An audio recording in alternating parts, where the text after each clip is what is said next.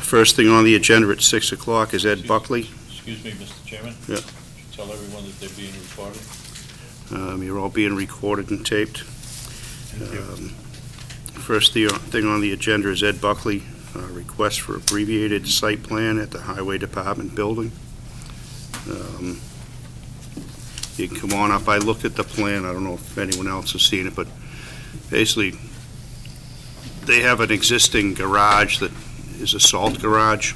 I have some small sets I'll pass out. Okay, and basically what they're doing is proposing to put a new salt garage, pretty much where the existing salt garage is going. Mr. Chairman, where is this? This is at the highway garage on King Philip Street, right near what was the landfill. They have a salt garage there now, to the right of the highway garage. They want to put one that's slightly larger. It's also going to have a couple of canopies, kind of like a carport type of thing on two sides of it. It's going to be probably about double the size of what's there, but it's going to be built on what's existing pavement. Correct me if I'm saying anything wrong, Ed. There's some areas, a small area that's going to be, that is pavement, that's not pavement, that's going to be used for this salt garage and paved over. So what Mr. Buckley's requesting is if we'd allow an abbreviated site plan for this change instead of a full-blown site plan. And so, unless you have anything to add, I was going to open it up to the board to see if anyone has any questions. I guess my question would be, where is anybody else's buildings other than the highway department? How far away?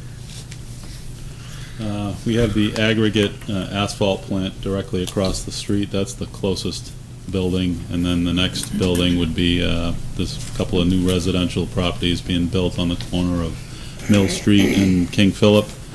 They're probably 1,000 feet or more away. Yeah. Those are the closest. Greg, if you know what the transfer station is, if you're in the transfer station, it's way behind the transfer station at the toe of the hill of the old dump. Kind of falls directly between our existing garage facility and the landfill on the side of the property. Okay. I certainly don't see that it interferes with anything else in town. Question I have is, why is this even in front of us for abbreviated site plan? It's basically a lean-to that's taking the place of an existing building. It's a commercial structure over 1,200 square feet. So that's why it's maybe we should change our regs to say that if it's not fully enclosed, if it's basically a carport, it's kind of crazy to go through the whole process and In my discussion for later on tonight, I spend all this money. Rules and regs, and that was one of the things I was going to mention. What is this, just a three-sided building with one end totally open? There's Two one carports. permanently open, tall garage door, entryway, 16 feet wide by about 30 feet high. With the money the town could have saved on the engineer, we probably could have made it bigger. Well, these are design plans. We Yeah. have to go through DEP as well because of the landfill. I don't have any Mr. Chairman, problem. I met with Azu and Tenero this week on this project along with a couple other projects, and he's reviewed the drainage, the existing drainage, and he says the change is not going to have any impact on what's there now. That works for me. For anyone that wonders, Azu's the conservation agent for the town of Rainham. Anyone else from the board? Any other discussion? Hear a motion? I make a motion that we accept or approve the highway facility salt shed replacement project as a, whatever we're asking for, abbreviated site plan. All in favor? Right. Want this back, Thank Bob? you. Okay.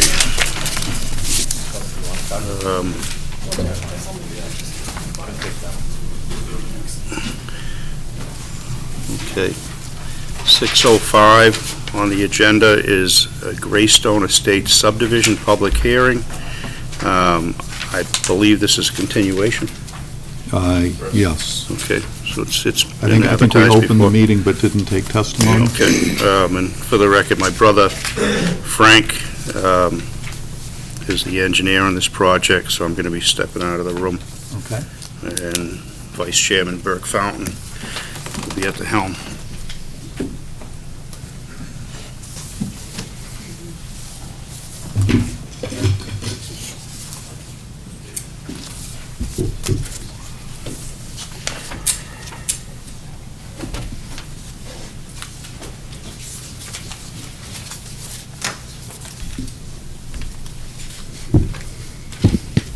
Let you make a few brief comments. Okay. My name's Frank Gallagher, Gallagher Engineering in Foxborough, and I'm here with one of the applicants, Marcus Baptiste. And so what we have is a definitive subdivision, Graystone Estates. It's located sort of at the corner of Forest Street and Locust Street. It's south of Forest Street and east of Locust Street. There's a property there. We're proposing a roadway to come in off of Locust Street. And what we're proposing is a private road. It's along the lines of what we've done a couple recently in town, Tomlin Estates off of White Street. And there's also Cornerstone Estates off of King Street. And this is kind of modeled after those. We're proposing a private road, 18 feet wide, paved, and then a 2-foot shoulder on each side. It's about a 600-foot long roadway. It's coming in sort of on an existing driveway that's already providing access to this site. And 3 lots. Each lot is somewhat more than what the zoning requires if you average them. If you average them, they're about almost 51,000 square feet, whereas, the zoning regulation calls for 40, so they're somewhat oversized. There aren't any wetlands on the property that we're proposing for development. Excuse me, while you're talking, can you flip this so we Sure. can have something to look at instead of that cover sheet? Sure.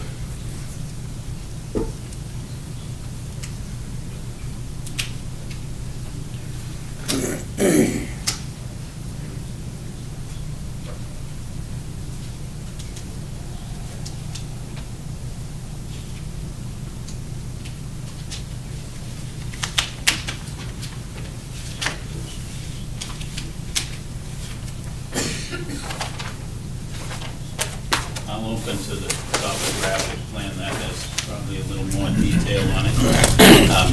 So you can see here is Locust Street. This is an existing access that's between house 846 and 864.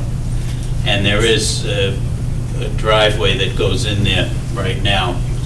So we're proposing the private roadway, as I mentioned, a hammerhead type of turnaround at the end of that roadway, 3 house lots, and we're proposing to run in town water and town sewer. Excuse me, are you Yes. people here for this? Yep. Mostly? Could you manage to maybe go the other side so they can see a little better? Sure. Let's see how best to do this. Well, Maureen's going to be blocked out here. That's all right. I've seen it. Now Wayne's going to be upset. Yeah. So, let's see if that works right there. So here's Locust Street. 846 is here, 864 is here. And we're running a roadway in. The length of that road is about 625 feet, dead end with a hammerhead type of turnaround, and then proposing 3 new house lots, each one with sewer and water. It would be a pressure sewer system, because if you look at the grade drops away, we have an existing stub that's outside of Locust Street that ends here. So we're proposing a manhole in that location, and then each house would have its own Environment 1 sewerage pump. I don't know a lot about it, but does it make sense to have 3 separate ones instead of one shared? The way they are, yeah, each person has their own separate Okay. one. And again, average lot size here is 50,600, pretty much, so over 10,000 square feet. If you average the 3 of them, it's over 10,000 square feet beyond the zoning requirement. As far as stormwater is concerned, what we've done is, rather than crown the road, we've elevated it such that it basically, stormwater would hit the roadway and flow to the north. So it's not crowned, it's just super elevated all from right to left, so that it would pitch, stormwater would pitch if you're walking down the road to your left. And I'm sorry, and what, is there a swale or? I'm sorry, you know what, I'm wrong, it pitches to your right. I'm sorry, if you're walking down the road, it pitches from your left to your right. Okay, and that, so then it's going to pitch into what? It's going to pitch into a swale that would run right along the edge of the road. And then that swale would discharge stormwater into a stilling basin that would still be within the layout that we've set aside for the roadway. And then we also have an overflow for that stilling basin, just a riprap stone overflow, so that if it were to fill up, stormwater would then flow through that overflow and into a grass swale, and then, eventually just dissipate. So it's not really going to dissipate in the swale? It will, to some extent. To some extent? Yeah. Okay. But, it's more of a conveyance, really. As stormwater flows Yep. through it, it does infiltrate, but. Okay. Mr. Iafrate, I think you had a couple comments? Are you done, Frank? Yes. Mind if I stand up here with you? No. Frank and I didn't have a chance to talk about this before tonight's meeting. I apologize to him in the hallway. Usually I like to get some of my comments to the engineers before they make it to the board. That unfortunately didn't happen in this case. I do have a couple of concerns. And I say these all due respect to you as an engineer. I'm not an engineer. I was once a long time ago, but that was a different kind of engineer. The intent of these private roads, like we've seen on Tomlin Drive and Cobblestone, is to have kind of a country-wide feel with some expansion and some room between the homes. I don't think you get this feeling here where you have these 3 houses almost like condos jammed together in the middle of this, 15-acre piece or more. If you remember, this is part of the Form A lots that you approved off of Forest Street. This is the remaining land of those Form A lots. So one of my concerns is the 125-foot building setback lines need to touch the 45-foot setback requirement, so those need to be pulled forward, which is going to, I talked to Frank in the hallway, it's going to involve some reconfiguration of these lot lines. I think with some more use of some of this land, I understand just trying to save some of this land for a future development or a bigger lot, but I think there's some opportunity here to spread these lots a little bit wider so that we can get some more separation. And I know this between is them. hypothetical, but you're talking about further development? I'm talking about the use of some land that's part of this parcel now that this is going to be subdivided off of. And so they'd have to use the same roadway, driveway going in? Yeah, they still can use the same roadway. I'm just thinking the intent of these private road subdivisions which you've approved in the past is to have more use of open space, some more sprawling lots with elbow room. I don't think this particular plan does that. I think there's some more opportunity here to use more of this land to spread these homes apart and to give them the opportunity to get that 125-foot setback block to where it needs to be. My other concern is we have some issues with some of these lots, the way they're configured. If you see this lot here, it takes its frontage from this point all the way down, so there's this long stretch of property that belongs to this lot, which will someday be adjacent to another lot to the north here. We have some problems in town with some of these designs, so I've asked him to find a way to maybe eliminate some of this, so we don't have a house that's way here that has frontage up against someone else's property down the road, because eventually, you know, something's going to happen here eventually down the road. We're talking about this right now, but there's some opportunity here just to make some tweaks in his plans and move some lines to make some potential problems not exist in the future. Is there any, I see some squares, is there an existing house now on that upper piece, or sheds, or? Yeah, there's a barn, I believe, that they're going to take down on one of these lots, and then there are structures on this remaining There's a land. home there. Yeah, there's an old house and a couple of barns.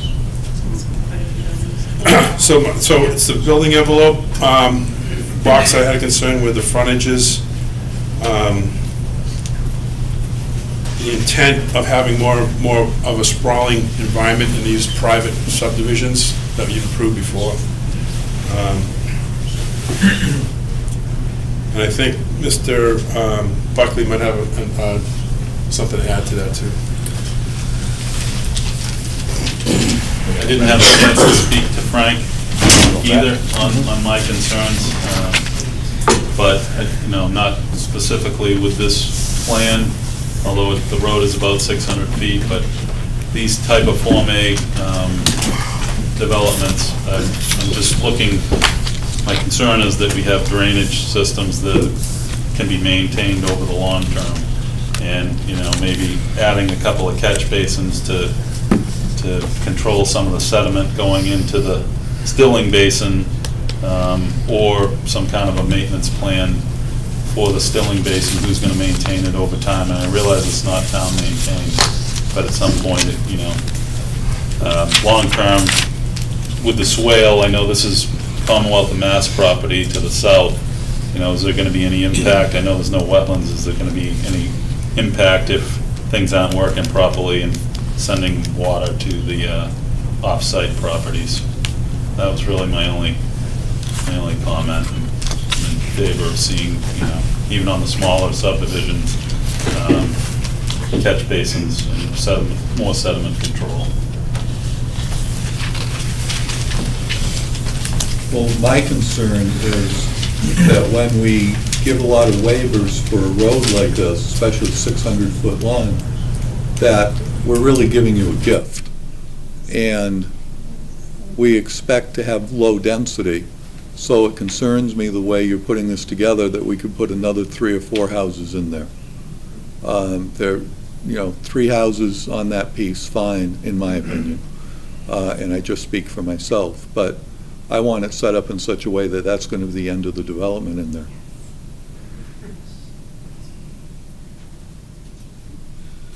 Any board members? Yes? Yeah, when I was going through it, I totally agree that I was unaware that we still had another piece. I don't think these, when we carve out a 3-lot subdivision, I did Christopher's Way and Church Street, and I have 1,200 feet of road, and it's not really designed, and the thought process is not, yeah, you're saving money on drainage, but putting 1,200 feet of road in for 3 houses is kind of crazy. So it is a benefit to have the 18 feet wide and less drainage. And but you drive by Christopher's Way and Church Street, and you see 3 houses, and there's 25 acres that surrounds it.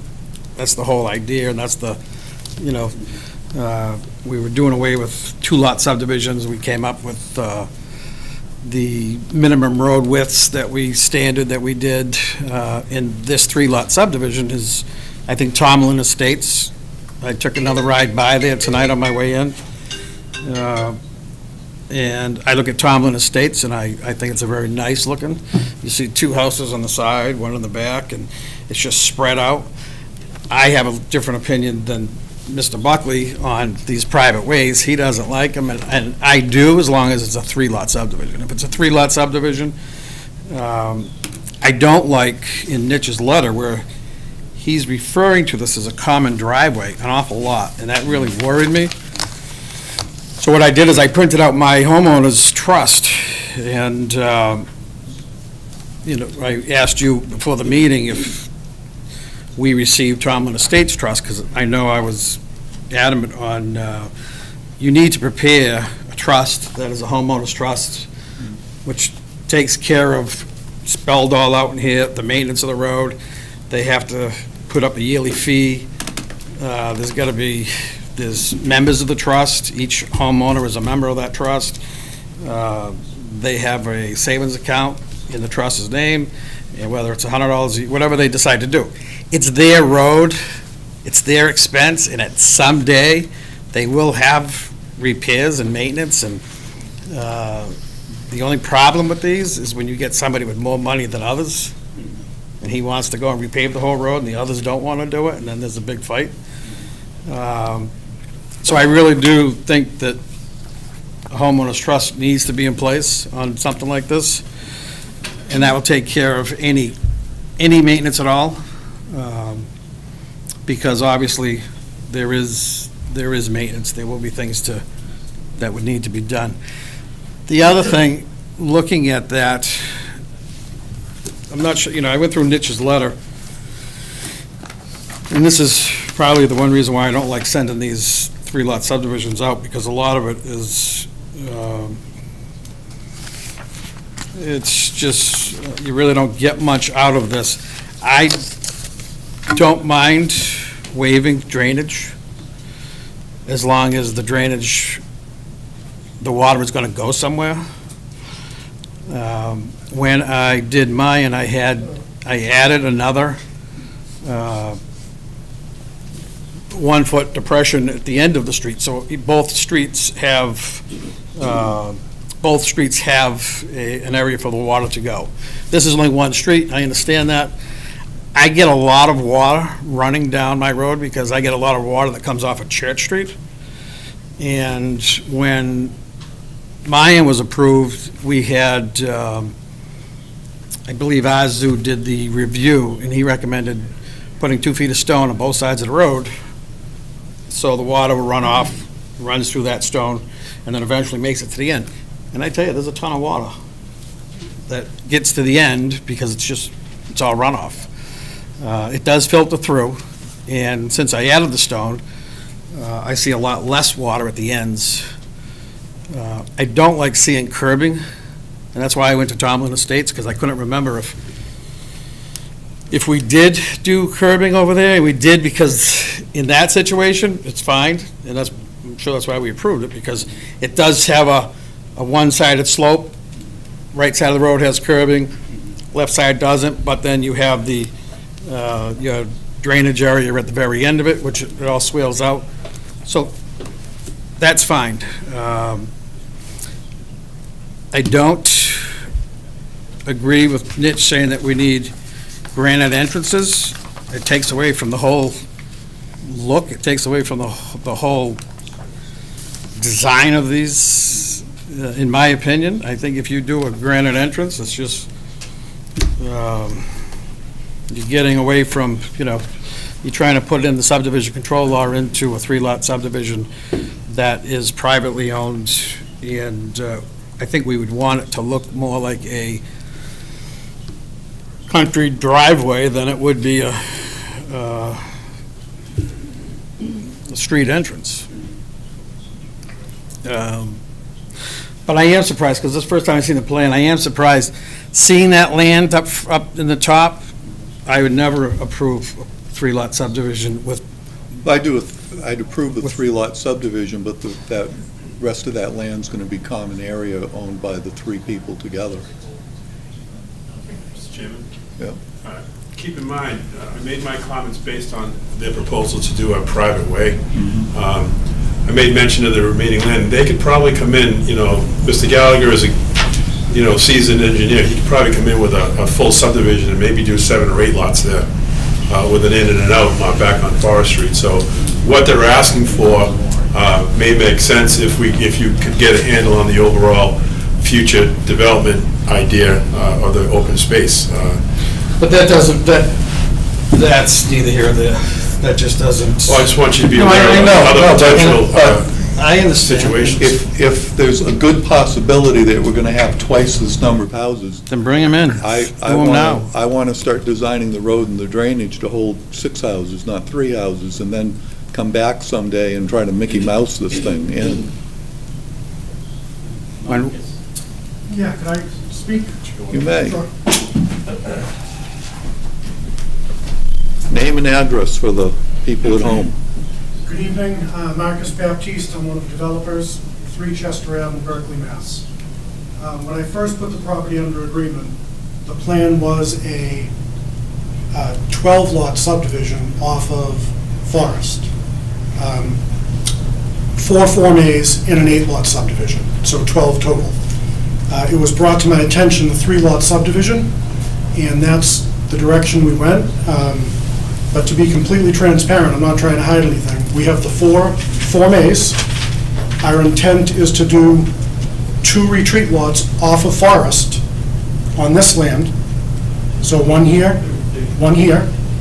So 4 plus the 2 is 6. Where would their access come from? They have, do we have a plan? that shows- Forest. Off They Forest. have. Okay. They would comply as, Okay, I don't know if you call them retreat lots or estate lots. well, whatever. They would comply with the regulations for your bylaws for retreat lots or estate lots off of Forest. Okay. So there'd be the 4 Form As, the 2 retreats, and then the 3 back here is a total of 9 versus the 11 or possibly 12 if we just did a conventional subdivision. So this is a reduction from the density that could be on the property, but of course it's full. Well, in my opinion, it may be a reduction, it's just not proper. You have all of your frontage, like Bob said, all the frontage for that one lot is gonna be in somebody else's backyard. And I'm sorry, Wayne, I hit your microphone. If you do a retreat lot, then that means that those 2 retreat lot backyards are gonna be facing this roadway, the new roadway, right? This house would be this way with the backyard facing this way, and the intent was to leave the existing house, which is way up here. So the way you have, There'd be no driveways. I understand that, but the way you have that frontage, you're gaining 150-foot frontage by slimlining it all the way. I mean, that's why we have the 125 by 125, Which is shown right here. yeah, and but where's the frontage go?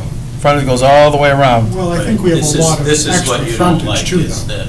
I don't think we need all of that frontage. We have 126, 182, and then this piece over here. So we have an abundance of frontage that could be cut off. How wide are those lots where the houses are? 125, So the lot is only 125 feet where the house is? yes. Yeah, that's not, that's, The reason that the frontage basically encompasses all of this area is that we didn't want to incorporate any frontage for the existing house. I see exactly what you're doing. I'm sure you're trying to get as much out of the property as possible, and I would do the same thing. It's just, at the end of the day, you're trying to get as much, subtract the road cost, and that's what you're happy with, and I would do that. The problem is, I would rather see a full built-out subdivision and get 9 or 11 or whatever you're gonna get, and have it done right. 3 lots, and having a lot, if you can do lots off of the other side coming in for retreat lots, again, I don't have a problem with that. I mean, that's why we have the law in place.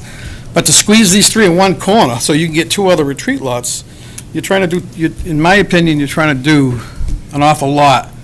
Make it simple, go in, just do a regular subdivision. Well, were to do that, you'd wind up with more houses I don't, than what we're proposing. but in my opinion, we're circumventing what, every time we seem to come up with a clean little bylaw for something, it always gets tacked onto.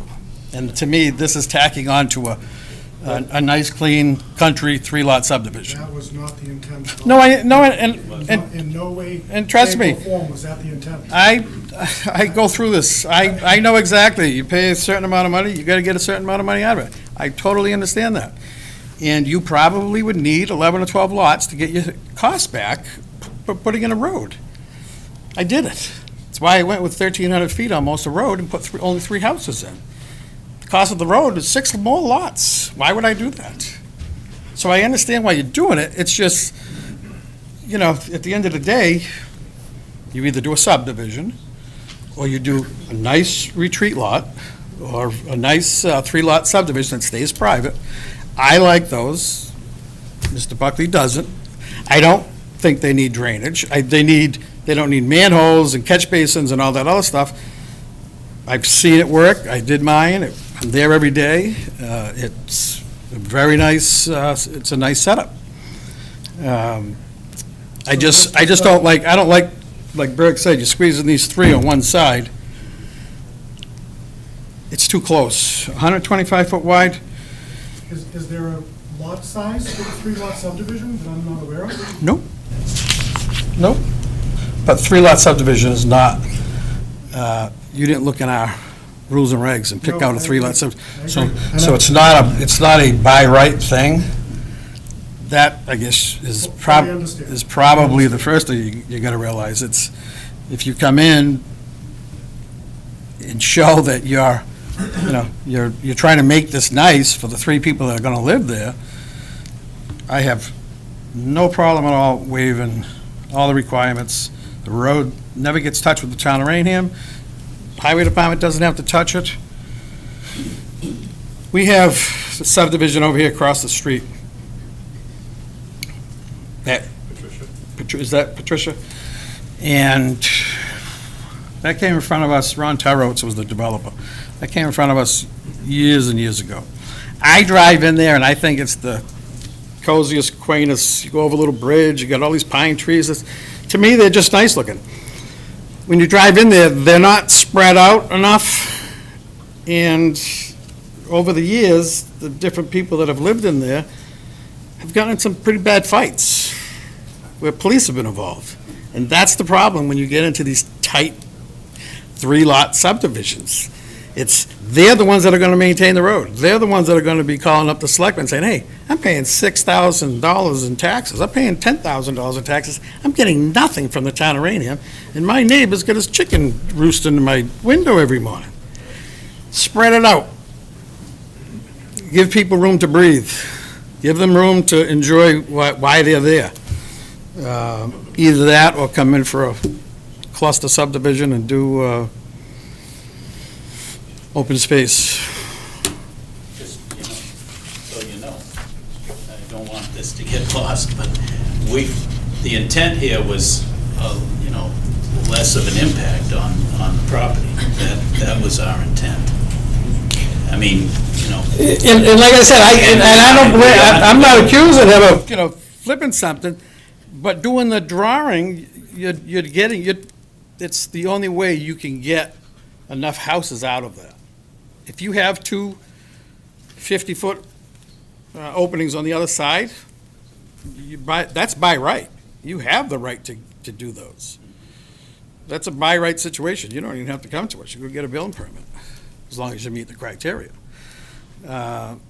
So you must already have that figured out with this design, that the 80,000 square feet that you need, your 125 feet box has to be 100 feet off the road. So all of that, I'm sure you have figured into those retreat lots, and that's what we come up with. Correct. So I'd rather work, you want a 3-lot subdivision? Do the 3-lot subdivision, see what you have left.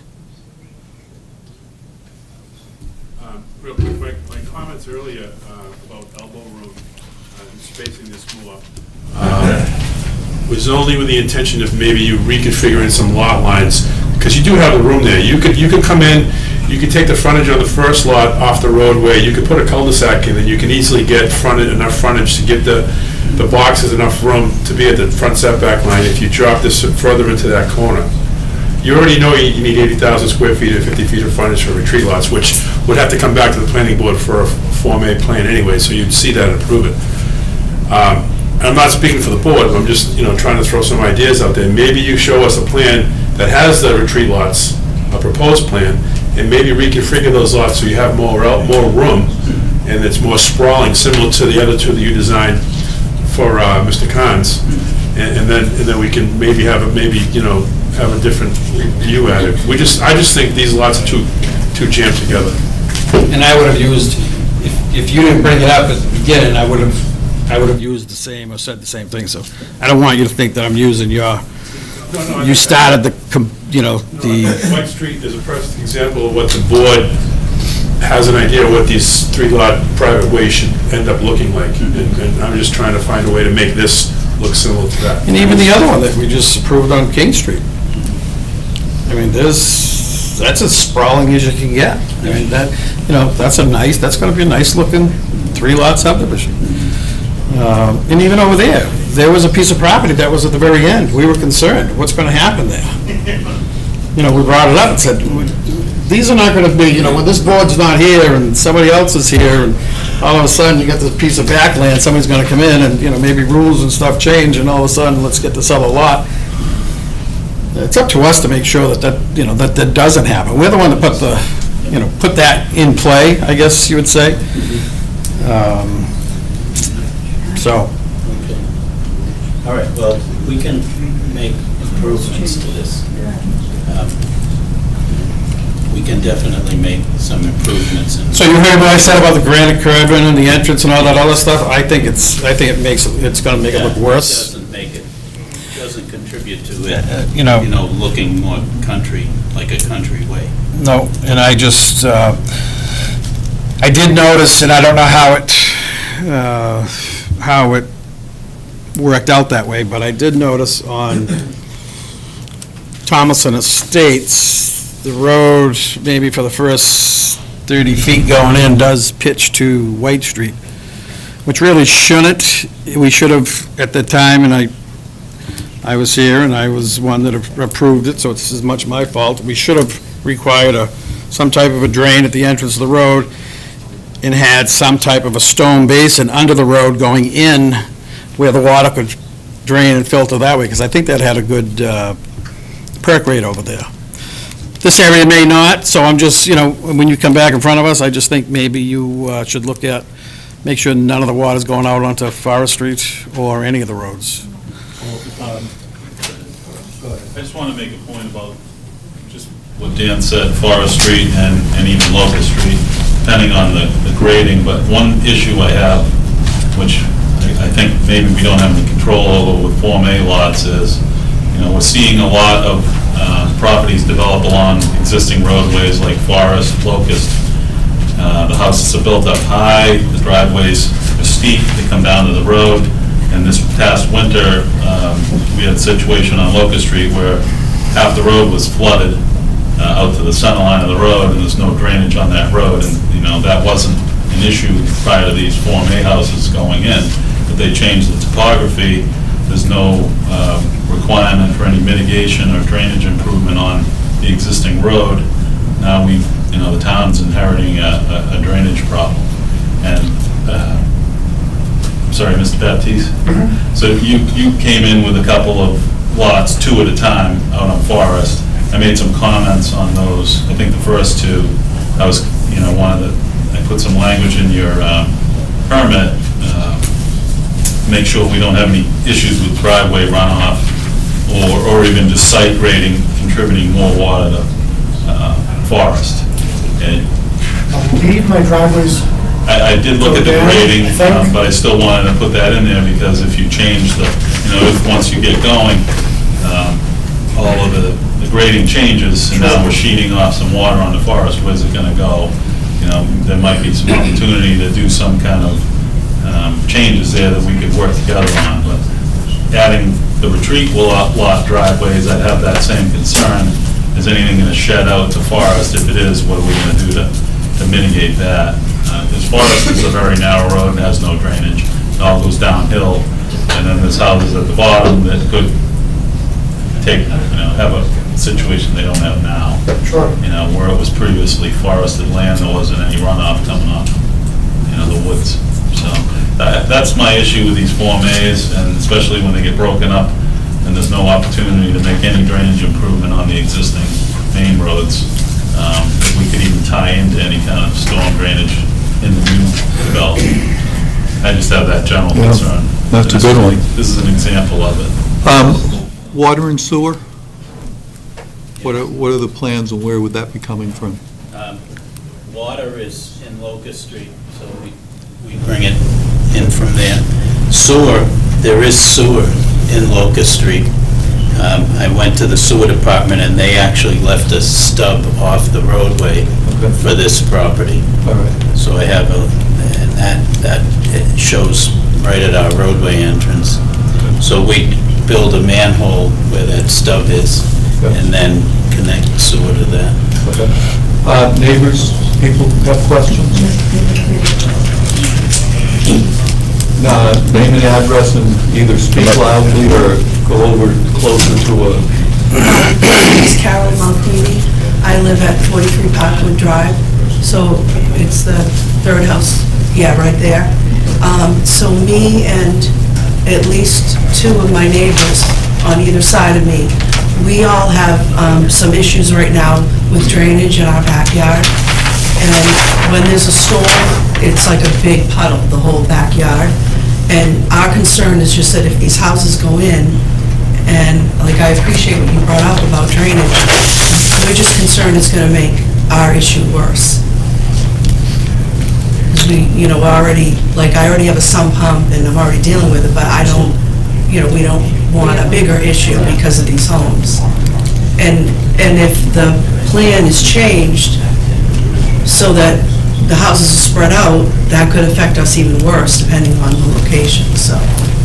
Especially if we clear cut all those trees like you've done on Forest Street.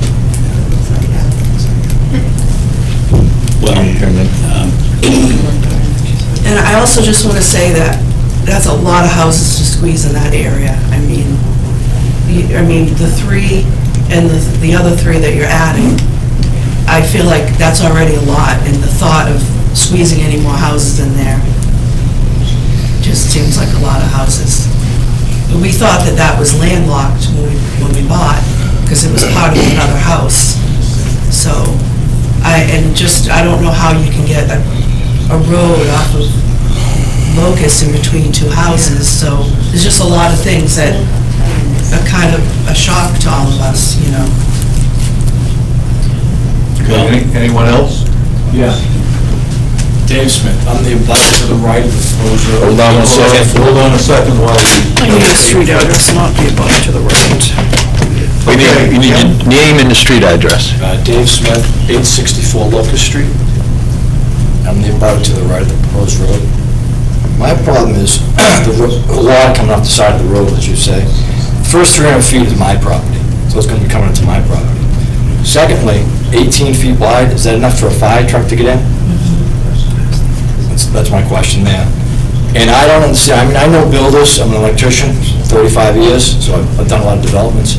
I don't understand why the road's not coming off of Forest Street, and you're making them put the right proper homes in, instead of just the three. I don't get it. When Mr. Snow lived there, he tried to get access roadway here. They wouldn't allow it. They made him put a driveway in. He wanted to be able to unload his hay, have the truck come in, they wouldn't allow it. He was also told, when it was first put in, he could only be the only residential property on that property. And that's changed. As you just said, when the town, when everybody changes up here, things don't get passed back, you know what I mean? Things don't get passed along. I think when, going back in history, when somebody ever told him he could only have one residential piece of property, I'm sure that's true, and that was true with what his situation was off of a driveway. And that was true, that he would have to do a subdivision. He would have to do what they're doing now. Well, they wouldn't have let him put the roadway in. Well, Yeah, but he didn't pursue it, so he had the right to, he had the right to do it. I go back to what you guys were saying earlier with the leftover space here. You know it's going to be built on to some extent, so it was going to be allowed to have an 18-foot road coming in for these extra homes. That's my problem. Well, the 18 feet wide, believe it or not, is far more than enough. We have, Firefighter across the street from me said it's not. well, I'm just- I have, I'm not gonna argue, I'm just, that's my point. I don't want the road there because it's beside my house. Right. I have an in-ground pool, I lose my complete privacy. Becoming a corner lot depreciates my property. I contact a realtor here in town, they told me it would depreciate my property. So, yeah, I'm against it. Yep. Again, with the 18 feet, the reason why I say that is because the more pavement that you're going to put out there, you're going to create more of a runoff. The whole idea of having these nice estate lots and these nice, minimal 3-lot subdivision with minimal drainage is so you can get 2 UPS trucks side by side on an 18-foot roadway. Right, that's if you only have the 3 lots, the 3 homes, right? Well, the 18 feet's not going to change. Well, again, I'm just going back to the extra land. Yep, So, no question about it. I don't like seeing, I think if they, did come back and let us know what the whole thing's gonna look like, so we can kind of work it out and make sure that it's gonna work. Because, you have a lot of things going on. You have water coming from one way, now we got Well, the retreat lots. subdivision, You guys absolutely no wetlands on there. You have to put in a retention area, wouldn't it? Yes. Isn't that what you do? Yep, has to be on its own lot. All right. Yep. Anyone else? I go back quite a ways with the land there. Name and address, please. Anyhow, originally, Name and address. 876 Locust, right beside the state forest, right where Yep, the drainage is. I've had 2 drainage problems there and had everything there, but originally, that was a right-of-way, that was a driveway to one house. right. Nelson Leonard gave that land to the Godwin Hospital to build a nursing home or something. That didn't happen. The Godwin Hospital sold it to Mr. Snow. And when they did, he wanted to have a little farm out there. So the town said he could have a driveway in his little farm out there. Now, that's all you said. You said about things change. Well, how is this going to change?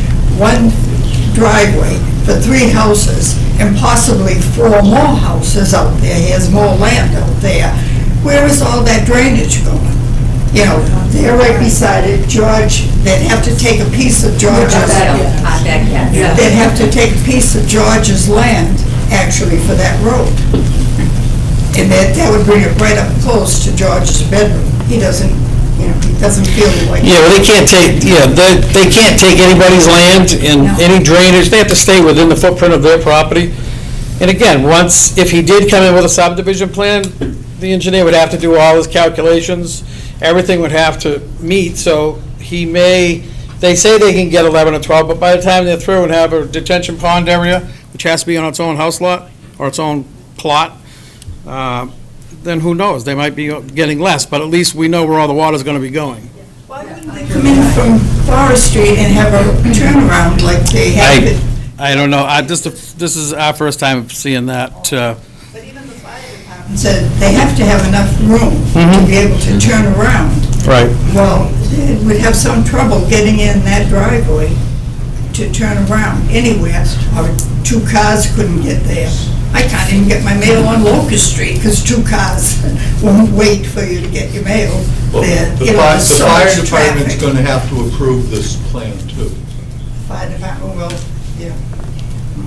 But just to add to that a little bit, the fire department's already approved essentially an identical situation as this, so. Not this one, though. Not this particular one, but one that preceded it was approved by the fire department. So there's no reason that they wouldn't approve this. It would be very hard getting those big fire trucks in off Locust Street around into that driveway. That's what it is, a driveway. Well, So I don't understand, why wouldn't it be better for them to go like some of the other subdivisions, come in off Forest and have the turnaround so they could get out? I mean, you're not going to have 3 houses, possibly 7 houses, all trying to come out that one driveway? Again, this is his property. He's in front of us to try to get it developed, and it's not up to us to tell him how to develop his land. It's just up to us to try to make sure it's right for the town and right for the abutters and right for safety and. George Kent's. Well, George, I was saying, I own 846. I went to the dentist. I didn't sleep well last night, and I went to the dentist, had 3 teeth worked on, so I'm not with it completely. But if they wanted, from what I hear, they want part of my land. We can't use your land if you're not agreeable to it. We work with the land that we have that's in the applicant's ownership. Right now, it's quiet, and I'd like to keep it quiet, peaceful. How wide is that section when you have 4 roadways? Total? I know the roadway's 18 feet, you have a couple on each side, but how much? The width of what's out there right now is, I'm sorry, just a second, it's 40 feet, the right-of-way, if you want to call it, or the width of the land that brings you in, is 40 feet wide. Does that go 40 feet all the way out? Yes, yes, until that point where it opens up. The roadway is 18 feet of paved road, and then a 2-foot gravel shoulder on either side. So the travel way is 22 feet. You know, Many trees that are alongside that right way now would be taken down. Well, what we did was, there's a row of cedar trees out there that's somewhat follows the right sideline. They actually wind up sort of angling into that 40-foot right-of-way. So the applicant has the right to cut them down if they want to. What we've done with this design is we actually, rather than put the center of our roadway right down the center of that 40-foot right-of-way, we offset it to the left in order to be able to save most of those trees. We won't save all of them, but we'll save most of that tree barrier, and we did that deliberately with the intent that we would provide the privacy to that neighbor on the right side, 864, that they have right now. So that we took into account in our design. But it wasn't taken into account for the forestry, when all those trees were ripped down behind the first house on the street. Listen, we really don't want to be going back and forth discussions between them and you, so We've we're going to go through the given chair. you a lot of ideas on what we don't like, and we want you to go back and think about it. So I'm going to end the discussion for tonight. When do you want to come back and see us again? Well, 2 weeks, I think, would be too soon. I think so, too. So there's a meeting, I guess, in 2 weeks, and then a meeting that follows that 2 weeks from then. Yep. Is that correct? So that's when I think we'd be ready. So in a month. And I don't want to cut you off. If you have anything you want to add, or anybody has anything to add, we'll stay till midnight, doesn't matter. You can just raise your hand, but going back and forth, the engineer, that generally doesn't work. Have they ever done a traffic study with all these houses being built on Locust Street? You know, is it able to handle all those houses up at the end, all this new development that's going in? Has anybody ever had a traffic study done?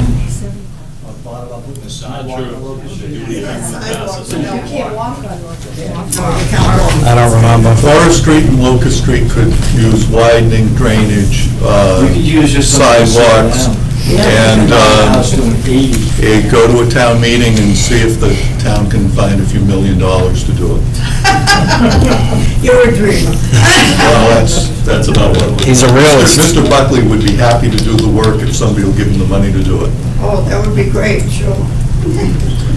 Okay, so would that be April 18th?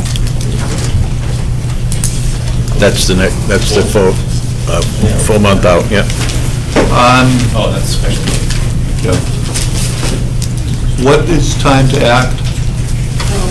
It's quite a ways. Hold on. I think it's June. It's June 28th. Okay. So we'll continue the public meeting till April 18 at 6:05? You will not be seeing anything in the paper. You can check in on the website, or you can call Maureen to make sure that we're still on for April 18th, but this is the only notice you're getting. Motion to continue the public hearing till April 18 at 6:05. All in favor? Aye. Thank you. Yep.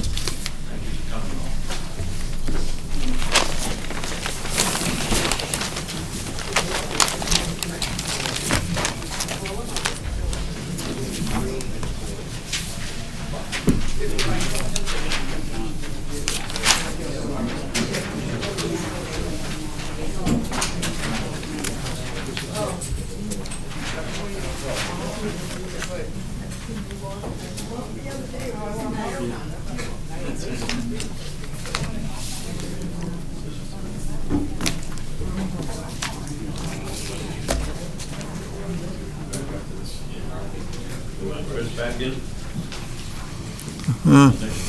We can go either way on that. Frank's not involved in the next. That's only going to take a couple. I know.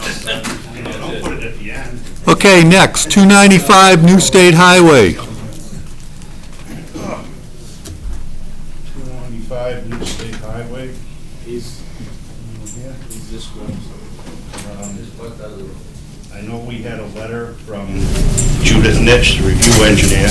Yeah, I have several comments on that. And from what the email had said, from what I remember, is all their concerns were addressed. But if Burke has several comments. That I do. I can't even, I don't know if I even have the letter. Graystone. Okay, 295 New State Highway.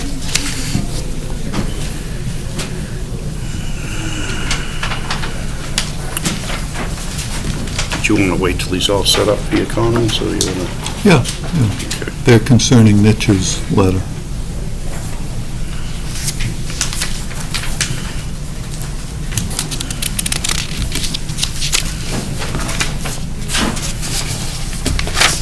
Go ahead. Good evening, Nick Dufresne, Farland Corp., professional engineers and land surveyors here tonight. Representing the applicant again, Mr. Ali Abouzid with his site plan, 295 New State Highway. Since the last meeting, we've addressed the consultant's comments, provided a comment letter in response, which also addressed some concerns and comments that the board had at our first meeting as well. I can run through some of the main ones if you'd like, or I can take some questions from the board first, whichever you prefer. Burke has some questions. I don't know if they're necessarily addressed to you or to Nitch's letter. No, well, Nitch's letter. First of all, and I've said this in the past, this concerns the waivers. Nitch recommends granting the waiver request. If we ever get in a fight with somebody and go to court, the judge is going to look at us and say, your own engineer said this was fine. Why aren't you approving it? But what really annoys me, Section 4.19, applicant has not indicated anticipated sewer and water usage rate for the site.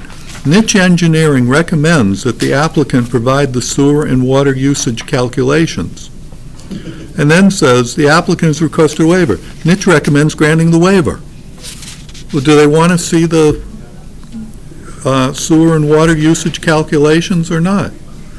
In one, sentences right next to each other, they want to see the calculation, then they say, let's grant the waiver from requiring it. And then Section 4.23, furnish a narrative summary. Nitch Engineering recommends applicant provide a narrative that describes blah, blah. Applicant has requested a waiver. Nitch recommends granting the waiver request. What are we getting out of this? I think the issue is it shouldn't be recommending whether we accept a waiver. I don't think they should be recommending, but then why are they saying we need this, and the next sentence saying, you know, Well, so. what he should do, and this is, I've had this comment several times on, been on the board. And then we've had other review engineers on another project that told us what they recommend and what we should do, and, you know, it's up to us on what we should do. Well, They should, they're there to cite that, yeah, waiver is needed for this. It's up to the board if the waiver is granted. They shouldn't have niche recommends. They should put, it's up to the board if this waiver is granted. Would you like to call You know. them and? Well, even if, And yeah, that, I guess, would be something we're gonna put Bob well, on anyone that reviews. It's not on you guys at all. This is just reflected niche. my you know. concern with not having Mitch put his comments on there, in his opinion, is there's not one member of this board that takes the plans and reviews them at home, and reviews his calculations, reviews everything, all of our documents, all of our rules and regs. So, I see that myself. So if we turn around and, if what's in front of us is a review letter, and it's up to the board to make a decision on, if there's an item on here that you disagree with, let's find out why. I like when Niche puts on, Niche is doing reviews of multiple towns and multiple cities, and he's doing reviews, plus, he's the one that spent all the time to review these plans. So, I didn't. I look at the pretty picture, and I look at, I made my comments last time about the fire extending down the end of the building, because that's what we know the fire department wants. So, to not put that on there, then we're gonna have to do an awful lot of reading and understanding, well, what is that? Well, I think we're capable of doing that. I mean, I think we're capable, capable of but we deciding whether a don't do it. traffic impact statement's needed for one little jewelry store, or whether a locus map is needed at a certain scale. If it's drainage calculations, you're not gonna waive it, say, okay, your calculations don't work, I recommend waiving that they don't work, those are stuff that's really engineering. A lot of this stuff is things that come every single site plan, and they're more, the waivers, a lot of them are required because our regs should be revamped, really. And that's where a lot of because a lot of things in the regs are redundant, a lot of things are just archaic, and, they haven't been, when you're asking for the same waiver, like locus map scale, who cares what the scale is, as long as you can read the damn thing, And but a lot of these waivers are the same exact ones asked on 90% of the site plans because of, our regs. We don't have them. So maybe Mitch can put, he, in the past, I think this is a kind of an unusual way that he's had it. I don't know why, but in the past, he said Niche Engineering does not have a problem with this waiver. And that's more what Graystone says. I think that's what he's, In this one, he's telling us, Yeah. well, he's making Yeah, but recommendations. The other one, he isn't I don't making know why recommendations. on this one, because the wording, when I read it earlier, it did seem abrupt, and it's, and it's just worded a different way, I think. I don't know if he had somebody else in the office to prepare it or what, but Gonna say it is done something. different Yes. than in the past, and I agree with what you're saying. I myself personally would like to see their opinion on it, and then it's up to us, we've always said that, it's up to us to decide at the end. It's up to the board to decide, because, I want to know what his opinion is. I would rather that his opinion was, I don't have a problem with this. Exactly. From an engineering standpoint, we can live with this. Exactly. Not, I recommend you do this, this, and this. And I think that's how it used to be. He used to always put, like, I don't take issue with this waiver, it's up to the board. That's Right. how it Yeah. should be written. It's not his decision, so they shouldn't be the one to tell him, us in effect, what to do, advise, but don't recommend. So, on that, Did you have any other ones, Bert? Those two that you were... I think it's a general thing. Planning Board Site Plan Rules and Regs 2 and 3, which concern the map. One is the locus map, and the other one is showing location of all streets, driveways, curb cuts within 300 feet. Now, I don't know that we need 300 feet, but I'd like to know exactly where that light is compared to where the curb cut for this is. and where the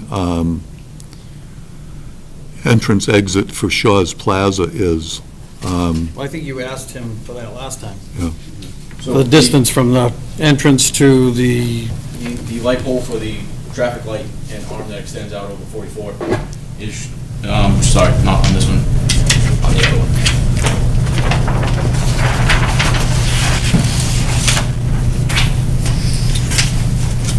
Is shown at the corner of the property here. The pole is here and extends across 44 in this direction. Our entrance is as far away from that as possible while still being on our property. Do you have a dimension? I can give you a dimension. Because I think that's what you asked for, the Well, dimension. approximately how many feet? I don't need a... Some idea. We have about 180 feet of frontage here, so I'd say the start of the entrance is approximately 140. Excuse me, 120. Yeah. 120. Ed, what do you think of that? Bob, what do you think of that? 120 enough? I mean, I don't know what else he's going to do. That's the most he can give us. you're at 120 feet from zero to, now you're taking, you're starting from speed limit zero. Well, only if it's a red light. True. Well, if it's a red light. If it's a yellow light, it's about 60. I mean, a lot of times when you have street jog offsets in several towns, I don't know, Bob, you probably know Bridgewater, but it's somewhere on the order of 120 to 150 for street jogs where opposite streets. Yeah. And so this is kind of comparable to that, even though it's a driveway jog instead of a full street jog. Yeah. I guess no comments exist from Nitch anymore from the email I got. And you could correct me if I'm wrong, Bob, on that, but that's what was sent to us, that all their concerns are addressed. The fire chief's fine. I don't know if any other board members have any other issues with this plan. No, I went through all of the waivers. I didn't pick out a few discrepancies that Burke did.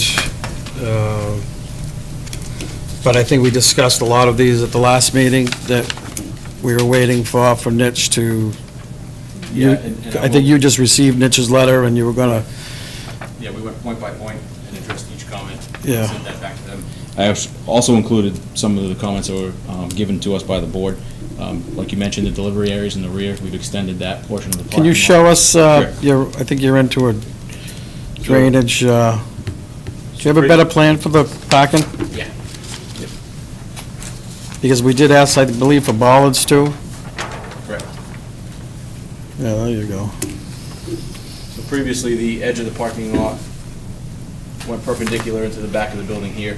We've extended it another 30 feet plus to provide some delivery areas and also for the access for the fire department. We've provided fire lanes around, no parking fire lanes around the building as well. The bollards have been shown at each location of parking spaces along the side and along the rear. The driveway entrance was widened as well from 24 to 28 feet. That was one of Mr. Iafredi's comments at that time. And again, that's all going to be determined, by Mass Highway, or Mass DOT, I guess it's called now. Right, which 28 is an adequate width for them as well.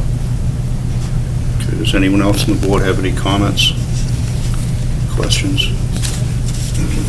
Could you just review the entering and exit motions and how you're going to signalize them, or how you're going to use signage? So, obviously, we right turn into the site here, and right turn only exiting, because of the configuration of Route 44. We'll have a sign here at the exit stating that there's a right turn only this way onto Route 44. We could also add a painted stop sign there, if that makes sense. There's no median at that point of Route 44 for us to put a sign across the driveway entrance, so on our site, directly as you leave is the best location for a right turn only sign. Traffic heading west on 44 can take a left-hand turn into that parking lot also. Correct, they could. That's interesting. Isn't there a no left turn sign at the sushi? Well, it's the way the entrance is Driveway. configured. You can take a left to go into this, you just can't, Can you? you can't take a left going out. Okay. I knew there was one. There was left one, but, The light, that's the light. yeah, they don't have the benefit of the light. Well, if there's no other questions, I don't think anyone's here, but I'll open it up to the public, if anyone from the public. If there's nothing else from the public or from the board, you can either summarize or just not say anything, and we kind of like move on to look at the waivers and... Right, there's no other questions? I think we're good. Okay. Do we have a motion on the waivers first? I'd like to see, what is the locus map? Sure.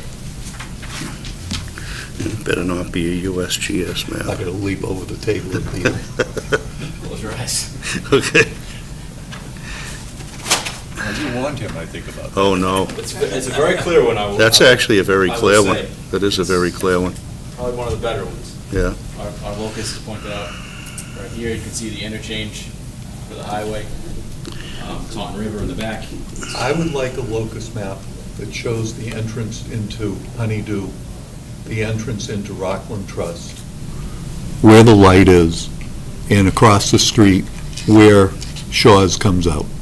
In other words, a real locus map that you can see and look at and understand where things are. That Okay. could be something we could condition if that's what you want. Yeah, we can make a condition, but And you That can to even me add it is- to the same page if you have room, something small. We can, that's- we can supplement Yeah. a plan showing that information okay. as a condition, sure. So that would be something that would be a motion on the site plan, a condition on the site plan approval. Yep. So do you want to entertain the waivers? Well, yeah, let's go through the waivers, or do we need to go through them? Does anybody have any comments on any? I would prefer to list the waivers. Okay, If you well, want, I can, I'll read them then, and someone else can make a motion on them. unless you want to go one by one, Burke, it's up to you. I don't have a problem as the Russ? waiver, well, do we, If I, where are the waivers, where is the waiver request? so we have them listed on the front page of the site plan, but I also provided a list of the requested waivers as part of the revision packet. I have one here, but I just wrote on it. I don't know if that matters to you or not, but I can pass that Well, in. we'd either address the site plan or his letter, because that's what we'd have for the record, but I appreciate it, though.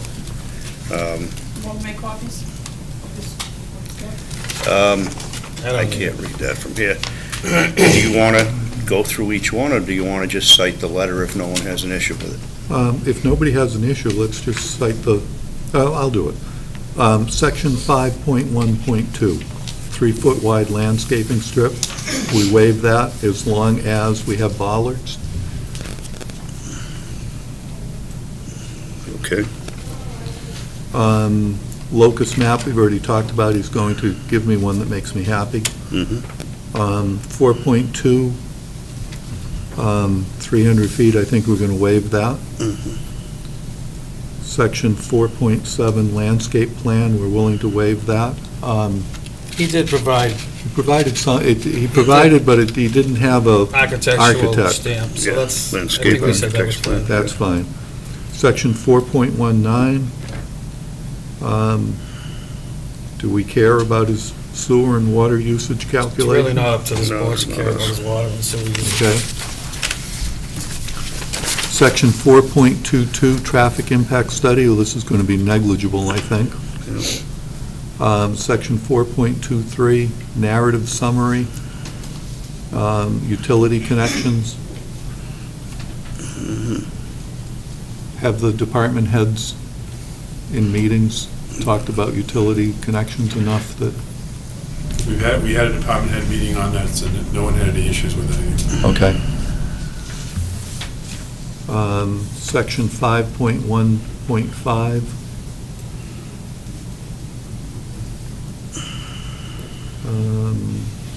Trees and landscaping, we're happy with what he has on the plan.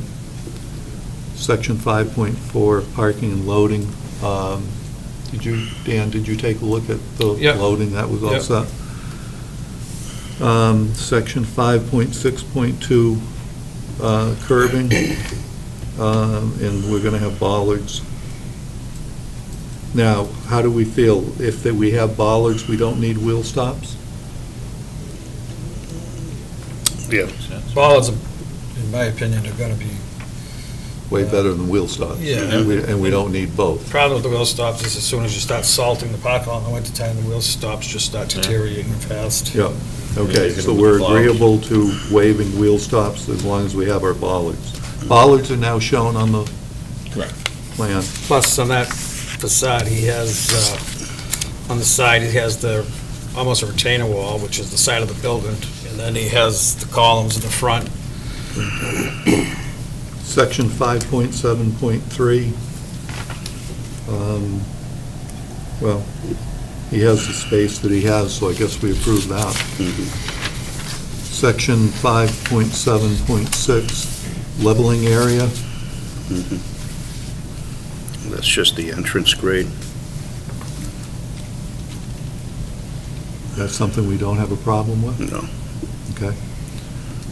Section 6.2.5, tree removal. Of course, he's got back 2/3 of the property that he isn't going to touch anyway, so there's going to be plenty of trees. Okay, I think So I would that was make a it. motion that we approve the waivers, subject to a second locus map as we discussed. As listed in the Niche Engineering, March 18th, 2019 letter. Yep. And that there will be bollards installed as shown in the plan. And that's it, right? Do I hear a second? Second? All in favor? Aye. Do I hear a motion on site plan approval? And I have one question before that. We haven't done this for a while. We're not getting mitigation out of people lately. We haven't for yeah, I 15 think we kind of years, stopped that. only for real reasons. Okay, Last time we took mitigation from a guy on 138, it was a state highway, and the poor guy on 138, his money just sat there, and it was my money. And that was 18 years ago. So we know how you feel There was about zero mitigation. mitigation you need, because it was state highway, you couldn't touch the road if you tried. okay. Mr. Right, Mr.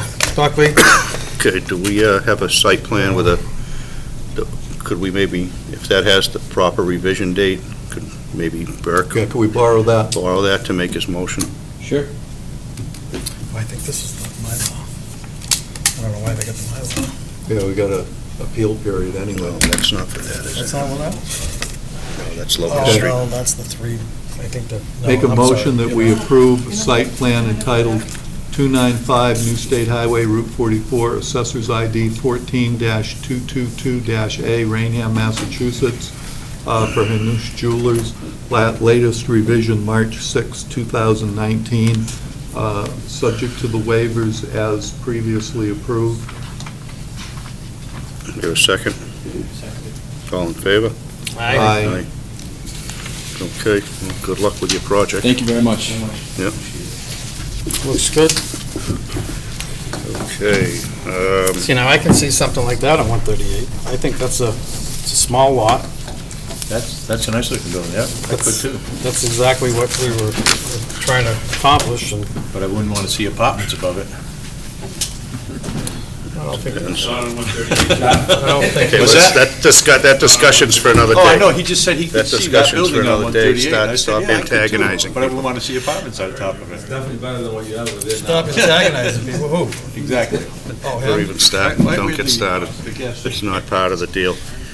Okay, the next thing on the agenda is Doe Run discussion. I'm not really sure what this is. Is this the drainage thing?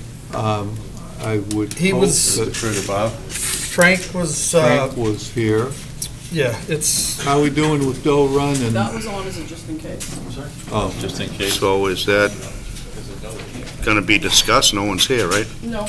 well, the Or only, is that I'll, something? I'll, Ed's here to take, Yeah, he was here, Okay, and just for the Chris record, was- I'm not involved in this Chris anyway, was- my brother was. right, the Chris was engineer. out of this. I spoke to Frank, and he said he met with you out there He did last Friday. with the developer and Along with a couple of the residents, Mr. Looney. Mr. Looney was, I think Mr. Looney. Mr. Looney, yeah, he said Mr. Looney was there. I had gone back to 2015 and read all the minutes, and I had told Frank that, and just like we mentioned at our meeting, at the last meeting, his water problems the water problems on Locust Street on that end has always been there. Street. And Mr. Looney, I'm sorry, Pine Street, and Mr. Looney had said that he's gone through several pumps since 1996, so the water problems that we have are not caused from what they started doing for work. What is going to, the pipe that Mr. Looney had under his driveway, apparently, they cleaned out, which is not the developer's responsibility to clean the pipe, but it was dirty, and I had mentioned at the last meeting for them to put some hay bales in front of it just to keep any sediment and dirt. So I guess that was done. I mentioned also that, put a swale, you got 75 feet from the road edge to Mr. Looney's property, and do a swale with some stone. And Mr. Gallagher had mentioned to me that after everybody was there and got together and saw it, it really wasn't, including Mr. Looney, and I believe that's why he's not here tonight, that really wasn't gonna do anything, so why spend the money? So I was fine with that, and I said, if it's not gonna do anything, obviously, we don't wanna spend somebody's money for nothing. And he did say that, Bob told me that you were gonna be here tonight, so. Is Mike coming back in? Apparently not. I don't know. I don't know if he's out there, but you had, he was adding catch basins. Yes, he added 2 catch basins at the end of the new road, as well as 2 area drains on either side of the road, down in the depressions. Right. In front, or adjacent to Looney and also Gilbody. Yeah. Yeah, so those 2 area drains should collect a lot of the surface water. So, what I did tell Mr. Gallagher was that I don't feel comfortable if this would be a modification to the original plan. I think we should leave it on its own foot. Leave the original plan, our approval that we originally did. This can be a modification to it, but I think having those drains are further down to help the town, more so they are to help this development. Am I correct by saying that, or I don't think that, well, from what I understand, you have the 2 at the end of the street, which we tried getting at the beginning, but what was, the way it was gonna work, they weren't gonna drain anywhere, they were just basically gonna fill up. The grades didn't allow it to go back to the. Exactly. retention area. So that means if any water, if we had 2 there, it was just gonna go there and sit there, unless it filtered into the ground. I believe it was originally gonna run off to the shoulders and infiltrate. Yeah. But with, when we became aware of the standing water issue last fall, that's when we, from the town's perspective, my concern was that in the future, if we accepted that road, that surface water would still be an issue. Be sitting there. And so that's why we started the discussion. So Frank, if maybe you just give a quick overview, because again, I don't think at this point in time that this should come in as a modification or anything until we know exactly what's gonna happen out there. Because it's still, the way I understood it, it was still kind of, let's make sure all of our elevations are right, let's make sure, because you were running that all the way down to the brook, right? So, Yeah, yes. So, let me just start, I'll start at our subdivision. And again, the 2 people who came in front of the board were Gilbody and Looney, right? And the most recent times we've met. So they expressed concern about stormwater and problems that they were having, and so between that and Ed's, pointed out there was some problems out there and some concerns, so the developer has decided that he's gonna run a closed drainage system basically from our Ariana Way, which is our first street, this is Sydney Drive, which is our second means of access, but from Ariana, which is the more southerly entrance to our subdivision, he's going to run stormwater from there, I mean, the closed drainage system from there, and he's gonna run it to Courtney Way, which is an existing roadway. And there's an existing drainage system at the entrance of Courtney Way. And then there's also a closed drainage system that goes from Courtney Way down to a discharge point at the brook on Pine Street. And, you know, there's a sewer pump station just south of that.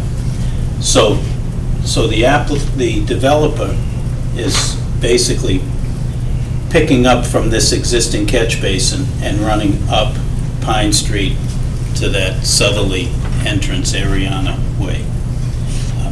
There is, you know, you can see that, I guess the homeowners mostly have sort of put some things in over the years to try to move that stormwater down along the way that it wants to go, and they're just, I think, just not adequate to really accomplish that.